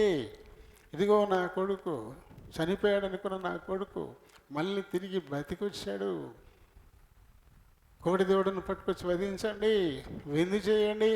అబ్బాయి ఎన్ని ఒక్కటి కాదు. తండ్రి ప్రేమ ఎంత గొప్పదో, మన పరమ తండ్రి ప్రేమ అంత గొప్పది. మూర్ఖించి నీ మాట మేము వినం, నువ్వు చెప్పినట్టు మేము చెయ్యం, నాకు వేరే విషయం అర్థమవుతుంది, మేము ఎప్పటికీ కళ్ళు తెరవబడకుండా ఉండిపోవాలని కోరుకుంటున్నావు, మేము ఎప్పటికీ దేవతల్లా మారకుండా ఉండాలని నువ్వు కోరుకుంటున్నావు, నాకు ఇది అస్సలు నచ్చట్లేదు, కాబట్టి నీ మాట వినం, నువ్వు తినొద్దన్నది తినకుండా మనం చూడు, అది ఎంత బాగుందో, ఆహారానికి ఎంత మంచిగా కనపడుతుందో, కనులకి ఎంత అందంగా కనపడుతుందో, అబ్బో తింటే వివేకం వచ్చేస్తుంది, ఎంత రమ్యంగా ఉందో అని చెయ్యి చాచి కోసుకొని తినేశారే. అటువంటి వారిని కోపంతో అక్కడ చెప్పించినా మళ్ళీ వాళ్ళు తిరిగి నా దగ్గరికి వస్తారనే ఆశతో దినమెల్లా ఆయన చేతులు చాచే ఉన్నాయంటే మన కోసం. లోబడనొల్లని ప్రజల వైపు దినమెల్లా నా చేతులు నేను చాపుతూ ఉన్నానంటాడు. ఆ ప్రేమ ఆ తండ్రి ద్వారా మనకు తెలియపరిచాడు. ఆ తండ్రి ఎంత ప్రేమతో ఆ కొడుకు ఏదో చెప్పబోతున్నాడు, చెప్పక్కర్లేదు, వాడు ఎప్పుడు తిరిగి ఇంటి దారి పట్టాడు అప్పుడే ఆడు మారు మనసు పొందాడు, అప్పుడే ఆడు వాస్తవ పరిస్థితులను గుర్తించాడు, అప్పుడే వాడు తన తప్పును తెలుసుకున్నాడు. కాబట్టి ఇంకా ఆడు చెప్పాల్సిన అవసరత లేదు. అందుకని ఆ కొడుకుని మాట్లాడనీలే, అస్సలు మాట్లాడనీయలేదు కదా. చూడండి, మనం చదువుదాము. అసలు మాట్లాడనీయలేదు. 20వ వచనం చూడండి. వాడింక దూరముగా, అంటే లూకాసు వార్త 15వ అధ్యాయము 20వ వచనం నుంచి చదువు. వానిని చూచి కనికరపడి పరిగెత్తి వాని మెడ మీద పడి ముద్దు పెట్టుకొనెను. అప్పుడు ఆ కుమారుడు అతనితో, తండ్రి, నేను పరలోకమునకు విరోధంగాను నీ ఎదుటను పాపము చేసి తిని ఇక మీదట నీ కుమారుడిని అనిపించుకున్నటకు యోగ్యుడను కాని నేను. అయితే ఇక్కడ ఎప్పుడు ముద్దు పెట్టినాడు? ఇవన్నీ చెప్పాక, ఇవన్నీ చెప్పాక, చెప్పకముందే వాడిని వాటేసుకుని మెడ మీద పడి ముద్దు పెట్టుకున్నాడంటే ఇంక ఇవేమీ చెప్పాల్సిన అవసరత ఇంకా లేదు. మామూలుగా అయితే ఎన్ని చెప్పిన తర్వాత, అలాగా నా కొడుక ఇప్పుడే నన్ను ఎత్తుకుంటూ వచ్చావా, రాబోవా నేను కవలించుకోలే. ఎదురు పడ్డం పాపం, కలుసుకోవడం పాపం. వాడిని వాటేసుకున్నాడు, వాడి మెడ మీద పడి ముద్దు పెట్టుకున్నాడు. తను చెప్పాలనుకునేదో తను చెబుతూ ఉన్నాడు. అయితే తండ్రి తన దాసులను చూసి అవన్నీ సిద్ధపరిచాడు. ఆయన ప్రశస్త వస్త్రాలు అలాగే ఉన్నాయి. త్వరగా తిండట్లే అప్పటికప్పుడు ఆయన కుట్టిస్తున్నారండి. అప్పుడు ఆదిత్యమని కుట్టిస్తారా? ఆడి ఇల్లు ఎన్నాళ్ళు అయిందో. అప్పటికీ వాడి బట్టలు సిద్ధం చేసే ఉన్నాయి. ఇక్కడ ప్రశస్త వస్త్రాలను త్వరగా తెచ్చి ఇది కట్టి ఈ చేతికి ఉంగరాన్ని పెట్టండి, పాదానికి చెప్పులు తొడగండి. చూడండి ఎన్ని టకటక జరిగిపోతున్నాయి. ఇవన్నీ ఆ కుమారుడి కొరకు తండ్రి సిద్ధపరిచినవే. అతను ఉండడానికి ఒక పడక గది సిద్ధం చేయబడి ఉంది. అందులో తనకు ఒక మంచి పరుపుతో కూడిన మంచం, మంచి వాష్రూమ్, ఏసీలు ఇలాంటివి అవన్నీ పెట్టేసి ఉంటాయి గదిలో. అవన్నీ ఇతని కోసం సిద్ధం చేసే ఉంచాడు ప్రభు. వెళ్ళాడు కదా, తీసేయండి, ఆడి అని పీకి పారేయండి, అన్ని నేను నాశనం చేసేయండి, ఆడి గది ఉండడానికి వెళ్ళలేదు, నన్ను కాదని పోయాడు, ఇంకాడు ఆడు ఆనమాలని ఏమి ఇక్కడ ఉండడానికి లేదు అని చెప్పేసి ఏమైనా తీసేసాడు తండ్రి. ఎందుకంటే తప్పు చేసింది కుమారుడు కానీ తండ్రి కాదుగా. కుమారుడు అలా చేశాడని తండ్రి అలా చేస్తాడా? చేయడు కదా.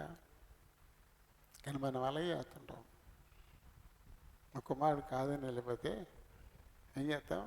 ఆడ ఆనవాళ్ళు ఏమి ఉండడానికి వెళ్ళేది ఇక్కడ. అలా ఆడి ఫోటో తీసి పడేయండి, ఆడ ఏమన్నట్టు తీసి వదిలి పారేయండి, అది ఏమి ఉండడానికి వెళ్ళేది. ఇది ప్రేమ అంటారా? వాడు తన భ్రష్ట స్వభావం చెప్పిన వాడు అలా నడుచుకున్నాడు. నువ్వు ప్రేమ గలడు కదా, నీ ప్రేమ ఎందుకు భ్రష్టత్వం వైపుకి వెళ్ళాలా? ఆ స్వభావం మంచిది కాదని నీకు అర్థమవుతుంది కదా. అది ఇలా నువ్వెందుకు మారిపోతావు? మనం మారిపోతూ ఉంటాం. అవతలోడు తప్పు చేస్తాడు, అది మనకి నచ్చదు, అది తప్పు మనమే చేస్తుంటాం. అవతలోడు మనల్ని దూషిస్తాడు, అది మనకి నచ్చదు, అదే పని మనము చేస్తుంటాం. అది ఎలా? ఏది మనకి నచ్చదో అది మనం చేయకూడదు కదా. అలా అనేవాడు వాడి నైజాన్ని బయట పెట్టుకున్నాడు. మరి నీ నైజం ఏమైపోయింది? దాన్ని ఎందుకు పాడు చేసుకుంటావు? నువ్వు ప్రేమించేటువంటి నైజం, క్షమించేటువంటి నైజం, సహించుకునేటువంటి నైజం, ప్రేమను పంచేటువంటి నైజం, ఇది ప్రభు మనకిచ్చింది. కాబట్టి ఆ కుమారుడు ఆ తండ్రిని నానా దుర్భాషలాడి, పరుషంగా మాట్లాడి, నాస్తి నాకు పంచి ఇచ్చేసేయి, ఇవ్వకపోతే పెద్ద మనుషులు పెడతాను, ఇవన్నీ ఇష్టానికి మాట్లాడేసి పట్టుకుని వెళ్ళిపోయాడు. అది వాడి స్వభావం. కానీ ఈ తండ్రి ఈయన ప్రేమగలడు కదా, కాబట్టి తన గదిని అలానే ఉంచాడు. తనకు సంబంధించిన వస్త్రాలు అలాగే ఉన్నాయి, ఇంక తనకు సంబంధించిన ఇంకా అక్కడ సిద్ధం చేసే ఉంచాడు. ఇక్కడ ఉన్నాయి ఇక్కడ. అందుకని అప్పటికప్పుడుగా ప్రశస్త వస్త్రాలు, అంతకుముందు పెంచుకున్నదల్లా తీసి శుభ్రం చేసి ఏం చేస్తారు? అది రాయలేదులే ఇందులో. అది చేయకుండా స్నానం చేయించి బట్టలేస్తారా? మొత్తం మార్చాలి కదా రూపురేఖలో. ముందు ఇక్కడి నుంచే మొదలెట్టాలి. జుట్టు కత్తిరించాలి, గడ్డం గీకేయాలి, తర్వాత స్నానం చేయించాలి. అప్పుడు కానీ ప్రశస్త వస్త్రాలు అంటే ప్రశస్త వస్త్రాలు ధరింపజేయడానికి సిద్ధపరచడం ముందు. ఆ సిద్ధపరచడం అట్లేరు, దానికి ముందు ఇవన్నీ జరిగిపోయినాయి. ఉంగరం పట్టరండి, ఎందుకంటే ఈ బిడ్డ ఎవరు? యువరాజు. చేతి ఖచ్చితంగా ఉంగరం పెట్టాల్సిందే, ఉంగరం తొడిగించండి. అలాగే పాదరక్షలు తొడిగించండి. అవి వేరుగా ఉంటాయి, వాళ్ళు వేసుకునేటువంటి పాదరక్షలు. రాజులు ధరించేటువంటి చెప్పులు అవి వేరుగా ఉంటాయి, మళ్ళాడివి కాదు. అలాంటివన్నీ సిద్ధం చేయించిన తర్వాత ఇప్పుడు ఒక విందు, విందు అంటాడు. కాబట్టి వెళ్ళి ఏం చేయాలి? ఇప్పుడు మీరు కొవ్విన దూడను తెచ్చి వధించుడి, మనము తిని సంతోషపడుదుము. ఈ నా కుమారుడు చనిపోయి మరలా బ్రతికెను, తప్పిపోయి దొరికనని చెప్పెను. అంతట వారు సంతోషపడసాగిరి.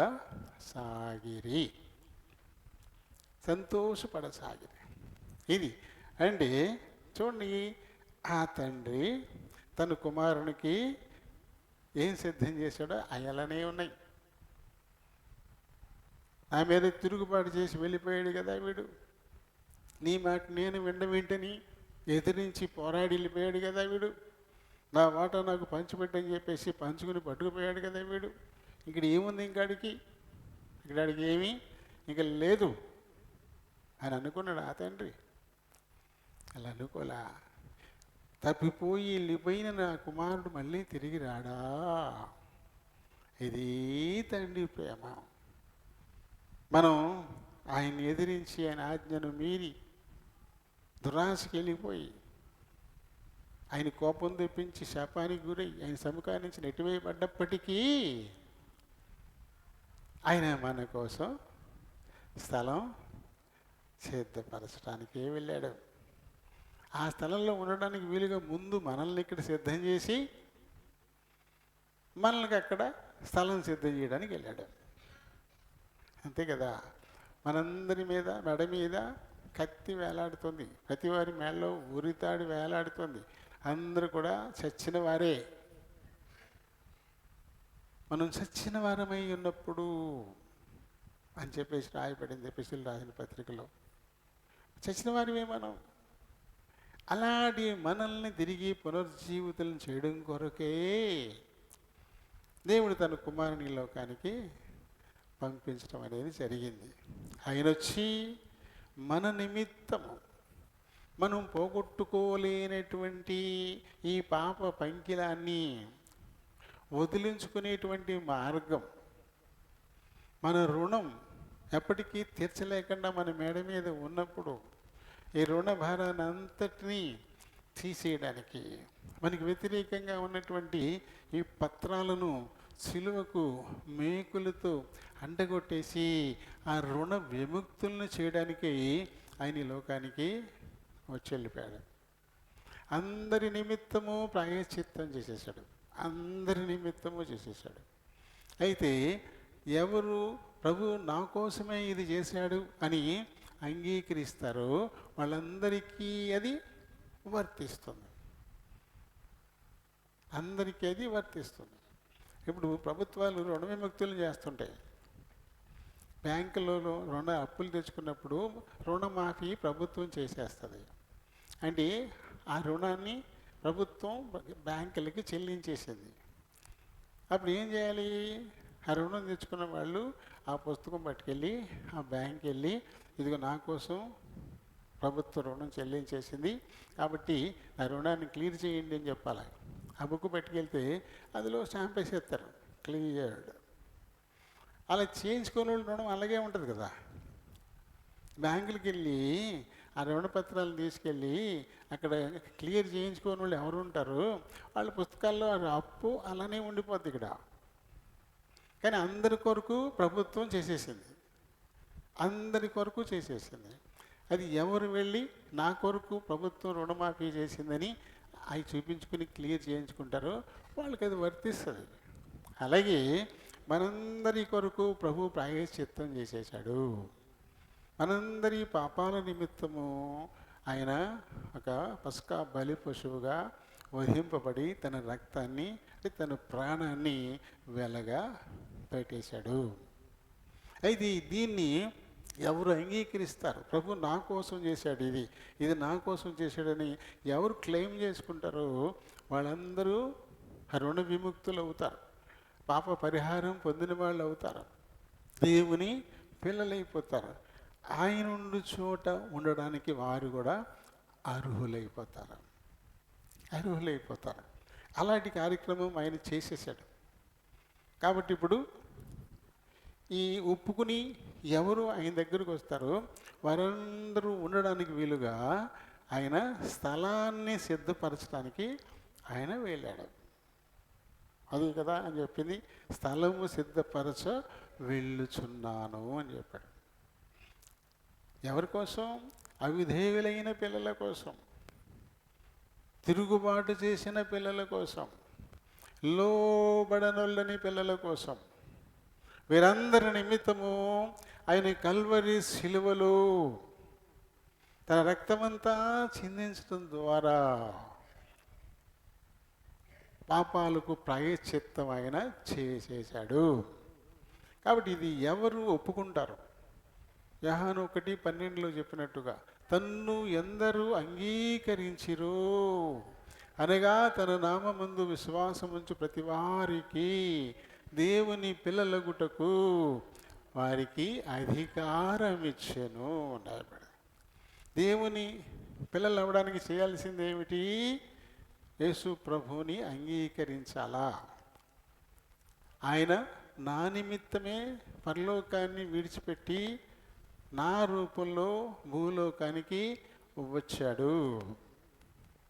నా పాప శాపాలను తుడిచేయడానికి ఆయన సిలువను మోశాడు.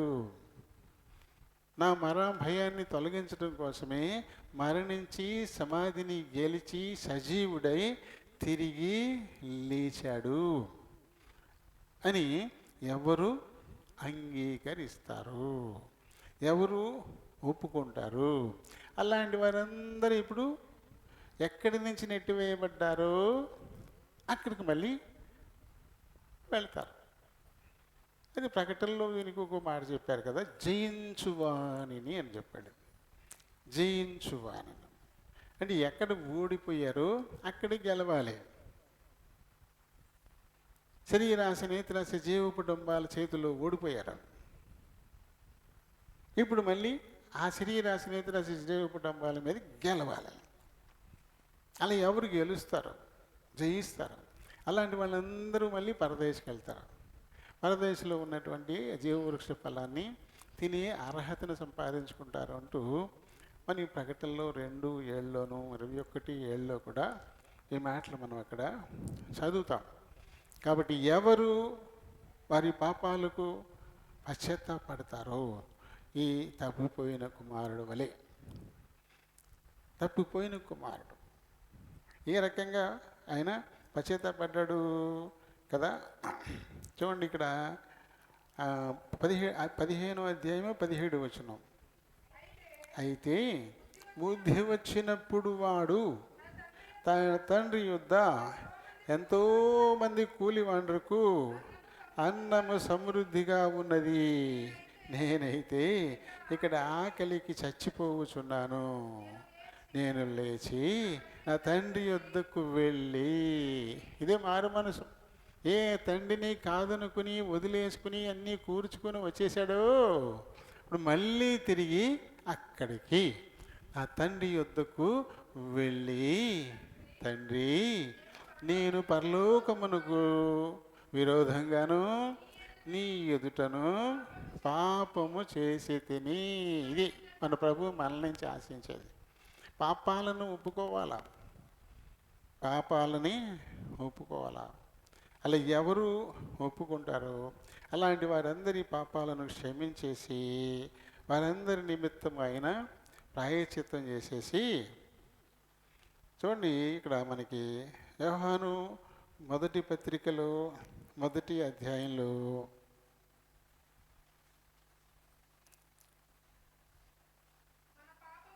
7 నుంచి చదువు. అయితే ఆయన వెలుగులో ఉన్న ప్రకారము మనమును వెలుగులో నడిచిన ఎడల మనం అన్యోన్య సహవాసము గలవారమై ఉందుము. అప్పుడు ఆయన కుమారుడైన యేసు రక్తము ప్రతి పాపము నుండి మనలను పవిత్రులనుగా చేయును. మనం పాపము లేని వారమని చెప్పుకొని ఎడల మనలను మనమే మోసపుచ్చుకుందాము. నేను పాపం చేశాను. చాలామందికి హైందవులకి నచ్చనటువంటి మాట. ఈ క్రైస్తవులు ఎప్పుడు కూడా పాపులు పాపులు పాపులు అంటుంటారు. ఏం పాపం చేసేసాం మేము? మేమేం పాపం చేయలే. ఏం పాపం చేసాం మేము? ఎంతసేపు పాపులు పాపులు అంటారు. చేసిన పాపాన్ని తెలుసుకోకుండా ఉండడమే పెద్ద పాపం. అదే కదా పెద్ద తప్పేంటి?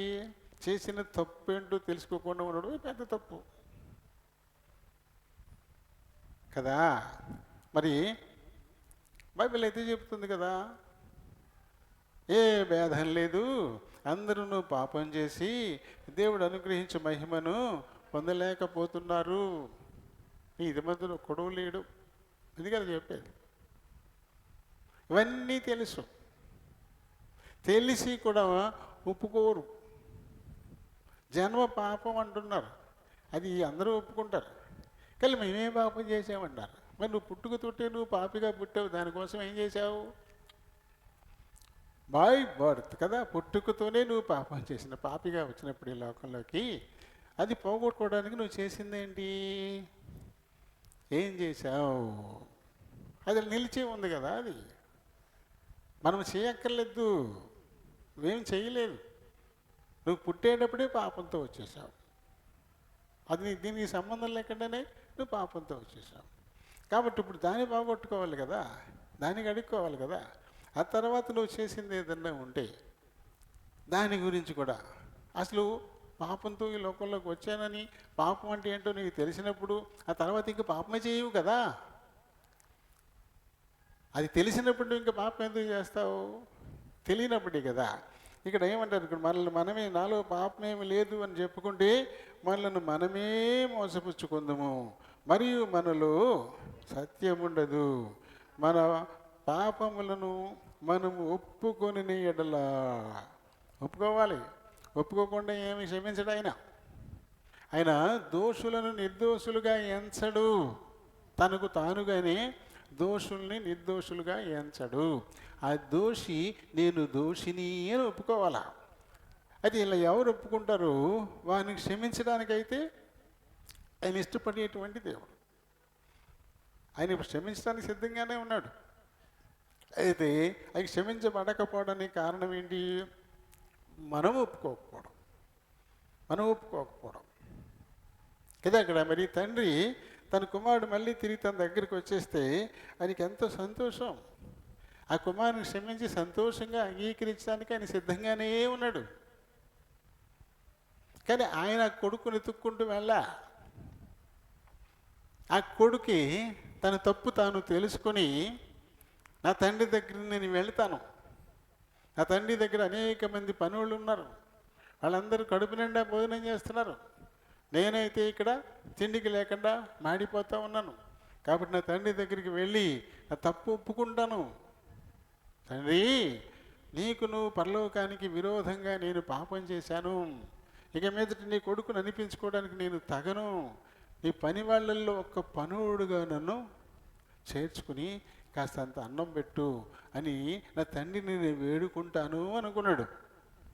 ఈ మారు మనసే ఆ తండ్రికి కావాలి. కాబట్టి ఆ మాట అనిపించుకోవడానికి కూడా ఇష్టపడలా. ఎదురు రావడంతోనే వాటేసుకుని వాడి మీద పడి ముద్దు పెట్టుకుని సందిడి వేసుకుని ఇంట్లోకి తీసుకెళ్ళిపోయాడు. వాడు ఏదో చెప్తానే ఉన్నాడు. ఇక అనవసరం, అయిపోయింది. నువ్వు ఎప్పుడు నా దగ్గరికి వచ్చావు అప్పుడే నువ్వు మారు మనసు పొందేశావు, నువ్వు తప్పేంటో నువ్వు తెలిసేసుకున్నావు, ఇక చాలు నాకు. మన నుంచి ప్రభువు ఆశించేసేది. ఎందుకంటే మనందరం కూడా మన ఆది తల్లిదండ్రుల అజ్ఞాతిక్రమ పాపం ద్వారా దేవునికి కోపాన్ని పుట్టించి శాపగ్రస్తులమై వచ్చేసాం. మన నివాసం అక్కడుంది. ఈ తండ్రి తన గదిని అలాగే ఉంచినట్టుగానే మన స్థానాన్ని దేవుడు అక్కడ అలాగే ఉంచాడు. అయితే ఇది సిద్ధం చేయాలి అంటే శుభ్రం చేయడం అంతే. సిద్ధం చేయడం అంటారు, రెడీ చేయడం అంటారు. ఇల్లు ఉంటుంది, రండి నేను రెడీ చేస్తాను గది అంటాం. అంటే అప్పుడు ఇల్లు కడతాం కాదు, అక్కడ ఇల్లు కడతామా? రెడీ చేయడం అంటే అందులోకి ఎవరు లేరు కాబట్టి చంద్రవందరిగా పడి ఉంటుంది. ఆ మంచం సరిగా ఉండడు, దుప్పటి సరిగా ఉండదు, కిటికీ గుడ్లు ఉండవు, దుమ్ము కట్టిపోయి ఉంటాయి. ఇవన్నీ శుభ్రం చేసి దుప్పట్లు మార్చి, గల్లీబులు మార్చి, కట్టెలు మార్చి, ఇది సిద్ధం చేయడం అంటే అదే కదా ఇల్లు సిద్ధం చేయడం అంటే. ఆల్రెడీ తన ఇల్లు తనకి అలానే ఉండిపోయింది, అలాగే మనది మనకి అలాగే ఉండిపోయింది. మళ్ళీ తిరిగి మనం వస్తామనే ఆశతోటి చూస్తూ ఉన్నాడు. అయితే దాన్ని సిద్ధం చేయడానికి, రెడీ చేయడానికి ఆయన వెళ్తున్నాడు. నేను సిద్ధం చేయడానికి వెళ్తున్నాను, నేను మరలా వచ్చి మిమ్మల్ని చోట మీరును ఉండులాగునా కదా.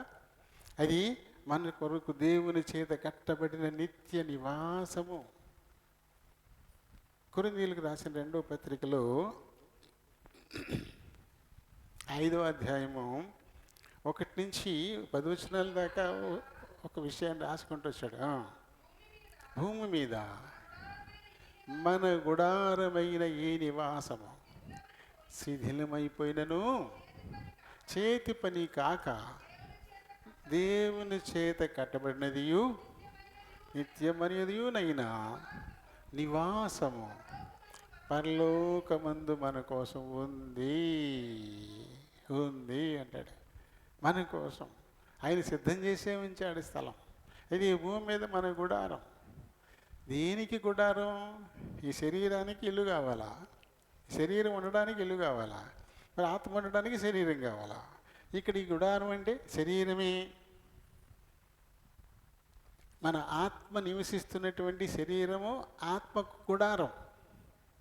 ఈ గుడారం శిథిలమైపోయిందంటే ఆత్మ ఇక్కడి నుంచి వెళ్ళిపోవాలి. ఈ ఆత్మ కోసం పరలోకంలో దేవుడు నిత్యమైన నివాసం, చేతి పని కాని నివాసం, అక్కడ స్థలం మన కోసం సిద్ధం చేసి ఉన్నాడు. అక్కడ ఎలా ఉంటుందో ఇంకా కిందకి 10 వచనాల దాకా రాసుకుంటూ వచ్చాడు. అక్కడ దుఃఖం ఉండదు, ఏడుపు ఉండదు, కన్నీరు ఉండదు, ఆకలి ఉండదు, ఇవన్నీ రాసుకొచ్చాడు. అటువంటి స్థలం మన కొరకు ప్రభు సిద్ధం చేయడానికి ఆయన వెళ్ళాడు. ఆయన మళ్ళీ వస్తాడు. మన కోసం సిద్ధపరిచినటువంటి ఆ స్థలాల్లో మనల్ని పెట్టడానికి, మనల్ని తీసుకొని పోవడానికి ఆయన మళ్ళీ వస్తాడు. కాబట్టి దేవుడు మానవులకు సిద్ధపరిచినటువంటి రెండోది ఏంటి? పరలోకంలో స్థలము సిద్ధపరిచాడాయన. కాబట్టి మరి ఆ సిద్ధపరిచినటువంటి స్థలాన్ని ఆక్రమించుకోవడానికి, మన సొంతం చేసుకోవడానికి మనం ఇక్కడ సిద్ధపడాలా. ఆ సిద్ధపాటు ఏమిటంటే ఆయన్ని మనం అంగీకరించాలా, ఆయన నామమందు విశ్వాసం ఉంచాలా. అప్పుడు ఆటోమేటిక్గా ఆ స్థలం మనదైపోద్ది, మనకి ఇచ్చేస్తాడు అంతే కదా. కాబట్టి మరి ఆలోచన చేయండి. మనం పాపము లేని వారము అని అనుకుంటే మనల్ని మనమే మోసపుచ్చుకుంటాం. ఆ కొడుకు, నేనేం తప్పు చేశాను? నా వాటాయే కదా నేను పట్టుకెళ్ళాను. నేనేదో పాపం చేశానా? నాకు రావాల్సిన వాటాయే కదా నేను తీసుకెళ్ళాను.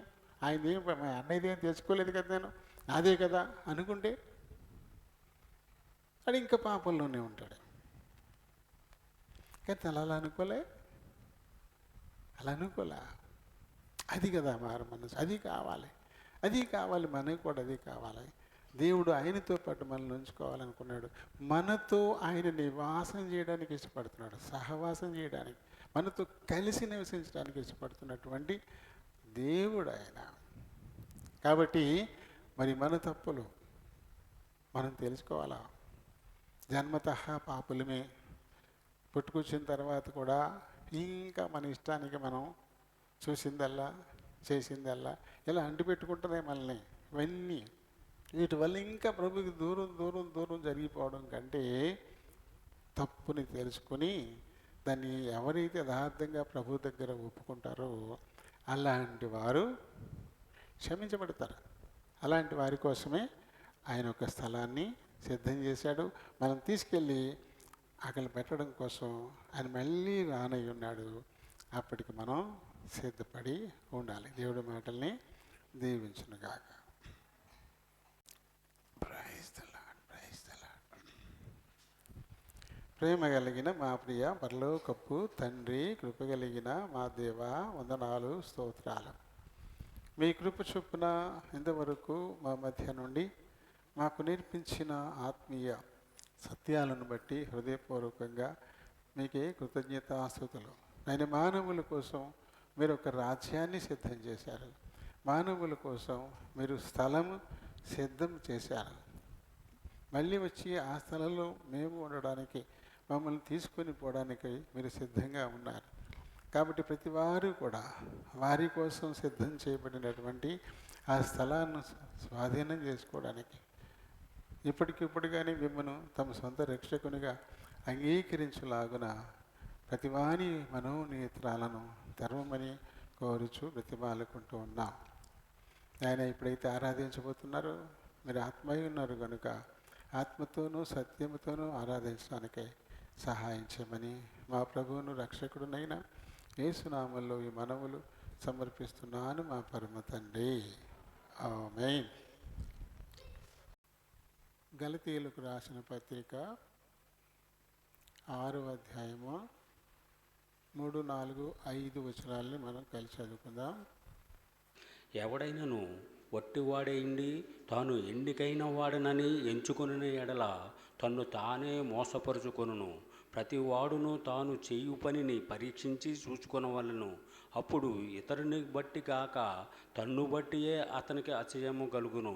ప్రతి వాడును తన బరువు తానే భరించుకొనవలెను కదా. దేవుని పరిశుద్ధ వాక్యం ఎన్నికల్లో దించను గాక. ఆమేన్. కృప కలిగిన మా దేవా, ఘనత ప్రభావములు కలిగిన మా రాజా, అత్యున్నతుడా, వందనాలు, స్తోత్రాలు. మరొక మారు మీ కృపాసన ఎద్దుకు వస్తున్నాం. మా వెనుకడిలోనికి తేబడిన లేఖన భాగాన్ని దీవించండి. ఈ లేఖనాన్ని బట్టి దేవుని బలహీన ప్రభా, నేను మాట్లాడడానికే నిలబడబోతుండగా నన్ను క్షమించండి, నన్ను ఖాళీ చేయండి. మీ చిత్తానుసారమైన మాటలు నా నోట నుంచి మీరే మాట్లాడుకుని మహిమ, ఘనత, ప్రభావాల్ని పొందండి. చేర్చబడిన మా ప్రియులందరిని బట్టి వందనాలు. ఈ కొద్ది సమయం తమ హృదయాలు, చెవుల్ని పరలోకపు గవిని వైపు కేంద్రీకరించేలాగానే సహాయం చేయమని మా ప్రభువును రక్షకుడినైన యేసునామములో ఈ మనవులు సమర్పిస్తున్నాను మా పరమ తండ్రి. Amen. Praise the lord, praise the lord.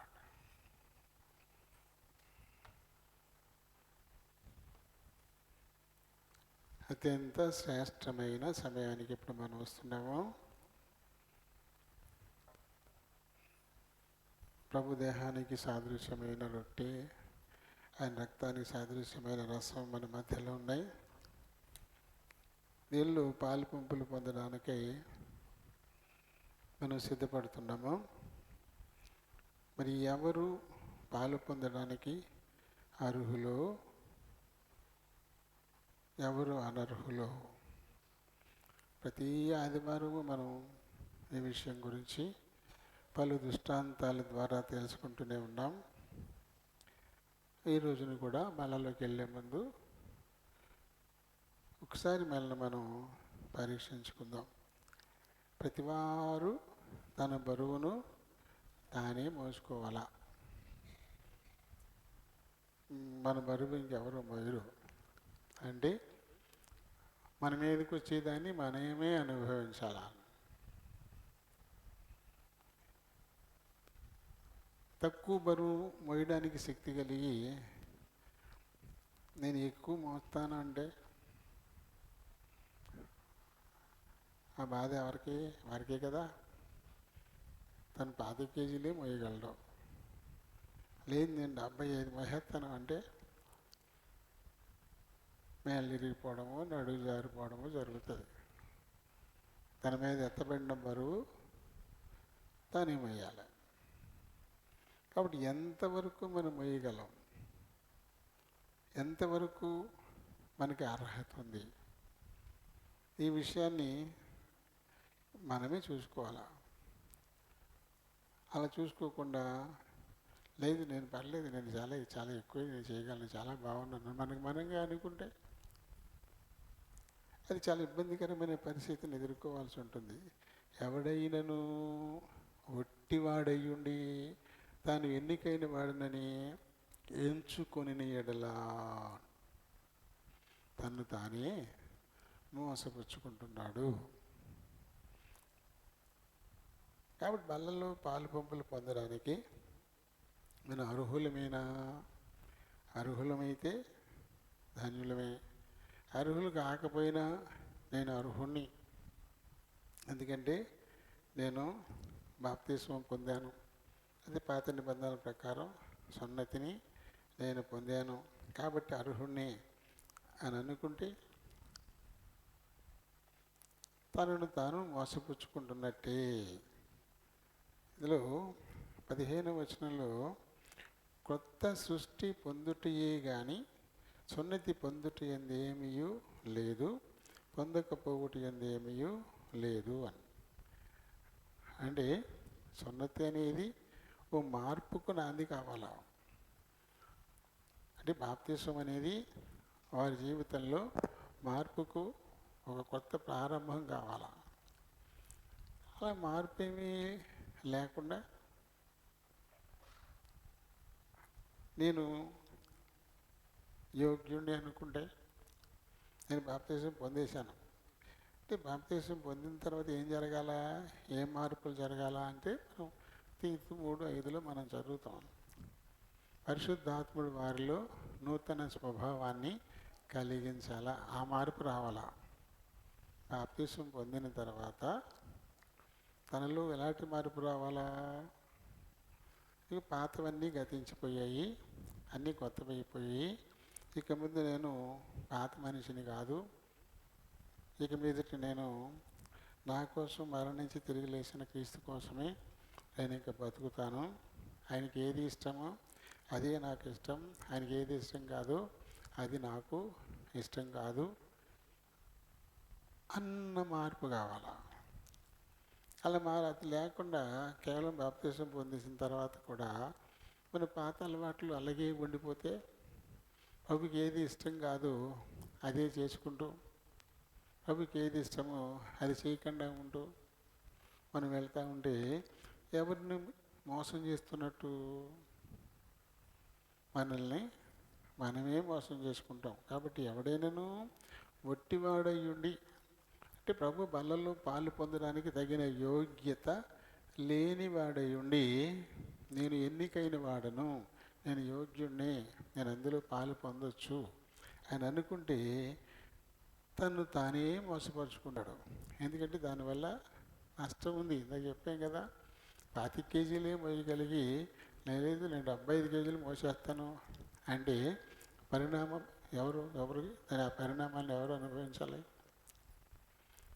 తన మేళ్ళే ఇరిగిపోతాయి, అది నడుమే జారిపోవచ్చు. ఇవన్నీ ఎవరు పెడతారు? తనే కదా. తను తానే మోసపుచ్చుకుంటున్నాడు. బాబోయ్ నేను 25 కంటే ఎక్కువ మోయలేను అంటే వాడు తన మెడలు తన ఒళ్ళు భద్రంగా కాపాడుకుంటాడు. లేదు నేను 75 మోసేస్తాను అంటే కబుర్లు కాదు కదా. తీరా అది ఎత్తిన తర్వాత అనర్థాలకి ఎవరు కారకులు అవుతారు? కాబట్టి తనను తాను ఎప్పుడు కూడా మోసపుచ్చుకోకూడదు ఎవరు కూడా. నేను బలల్లో పాలు పొందడానికి అర్హుడినా, అర్హురాలనా? పరిపూర్ణమైన మానవ మనసు నాలో ఉందా?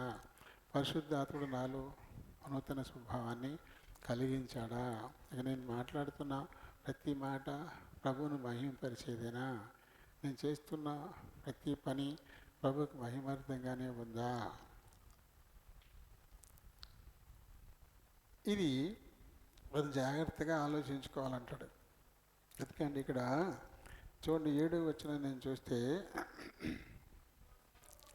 మోసపోకుడి, దేవుడు వెక్కిరింపబడ్డు, మనుషుడు ఏం విత్తునో ఆ పంటనే కోస్తాడు.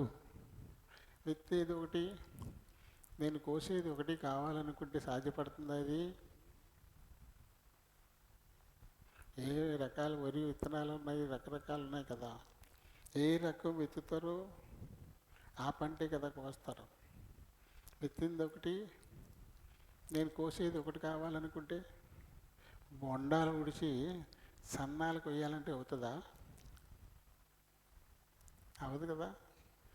నీ బొండాలే వస్తాయి పంట, నువ్వు బండాలు ఉడితే. నువ్వు సన్నాలు ఉడితే నీ సన్నాలే పంట వచ్చేది. ఏది విత్తేమో ఆ పంటని మనం కోస్తాం కదా.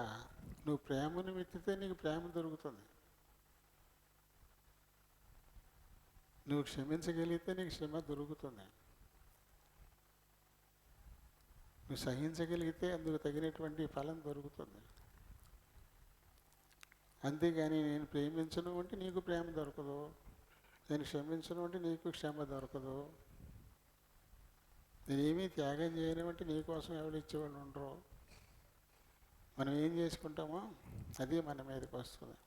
అలాగే ప్రభు బల్లలో పాలు పొందేటప్పుడు ఏ రీతిని పాలు పొందుతున్నామో అలాంటి ఫలితమే. నువ్వు యోగ్యంగా పాలు పొందితే యోగ్యమైన ఫలం దొరుకుతుంది. అయోగ్యంగా పాలు పొందితే అందుకు తగిన ఫలమే. అది ఏమాత్రం వాంఛనీయం కాదు కదా. అంటే తన శరీరేచ్ఛలను బట్టి విత్తువాడు తన శరీరము నుండి క్షయమును పంట కోయను, ఆత్మను బట్టి విత్తువాడు ఆత్మ నుండి నిత్య జీవము అనే పంట కోయను. మనం మేలు చేయుట యందు వేసుగక యుందము.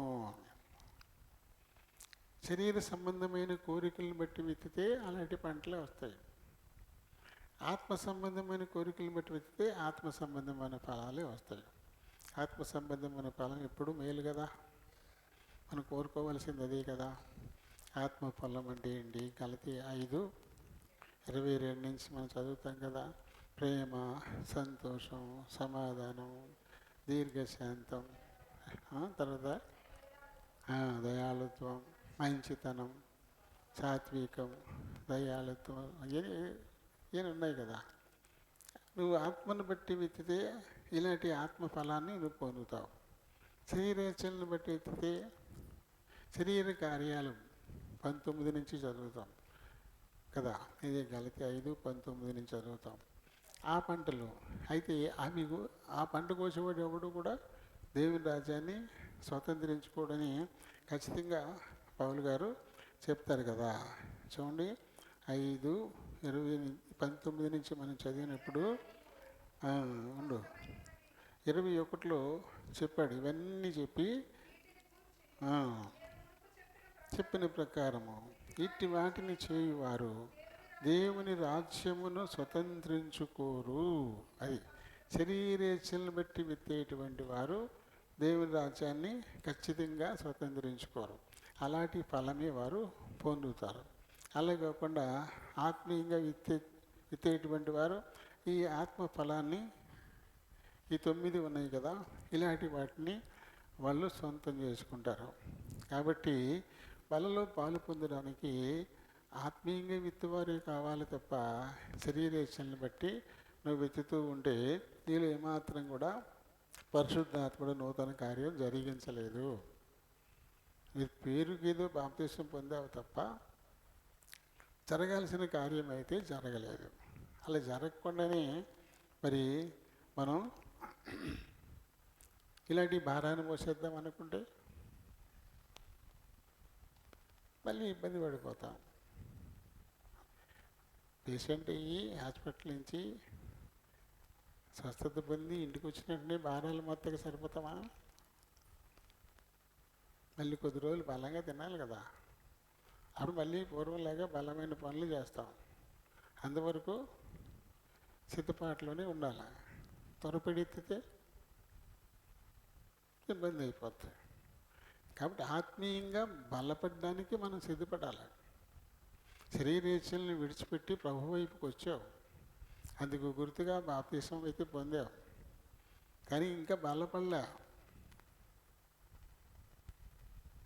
ఆ బలం పరిశుద్ధాత్ముడు ఇవ్వాలి. పరిశుద్ధాత్ముడు నూతన స్వభావాన్ని మనలో కలిగించాలి, మనల్ని బలపరచాలి. అప్పుడు మాత్రమే మనం ఆ భారాన్ని మోయగలుగుతాం. కాబట్టి మనల్ని మనమే పరీక్షించుకోవాలా. ఏ పర్యవసానం వచ్చినా మనకు సంబంధించిన దాన్ని మనమే మోయాల. మంది ఎవరు పంచుకోరు. భార్యది భర్త పంచుకోడు, భర్తది భార్య పంచుకోరు, బిడ్డలది అని తల్లిదండ్రులు పంచుకోరు, తల్లిదండ్రులది బిడ్డలేమి పంచుకోరు. ఎవరిది వారే భరించాలి. కాబట్టి ఇది వ్యక్తిగతం. కాబట్టి ఎవరు మట్టుకు వాళ్ళు, నా భర్త యోగ్యుడు, మంచోడు, యథార్థంగా నడుచుకుంటాడు కాబట్టి నాకు కూడా బాగానే ఉంటుంది అనుకుంటే కుదరదు. అప్పుడు నా భార్య చాలా మంచిది, తెల్లారులైతే ప్రార్థన ఉంటుంది కాబట్టి ఆవిడ పుణ్యం, ఆవిడ చేసుకున్న పుణ్యం నాకు కూడా కలిసి వస్తుందంటే కుదరదు. ఎవరి పుణ్యం వారికే. పాప పుణ్యాల్లో భాగాలే ఉండవు.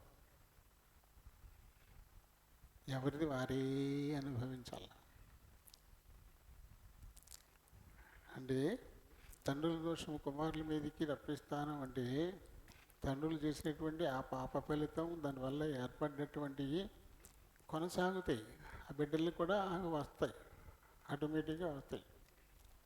ఇప్పుడు తండ్రి 100 ఎకరాలు ఉండే పొలాన్ని అమ్మేసేసి మొత్తం అంతా నాశనం చేసేసి అప్పుల పాలు అయిపోయాడు అనుకోండి, ఇప్పుడు ఆ అప్పులు కొడుకు కూడా వస్తాయి కదా. తను చేసినా చేయకపోయినా ఆటోమేటిక్గా అది వీళ్ళ మీద కూడా వస్తుంది. అదే రీతిని ఆజ్ఞల్లో చెప్పాడు, తండ్రుల దోషము కుమారుల మీదకి రప్పించి చూడవాడను అని. కానీ రక్షణ విషయానికి వచ్చేసరికి ఎవరి పాపాన్ని బట్టి వాళ్ళే శిక్షింపబడతారు, ఎవరి యథార్థతను బట్టి వారే రక్షింపబడతారు.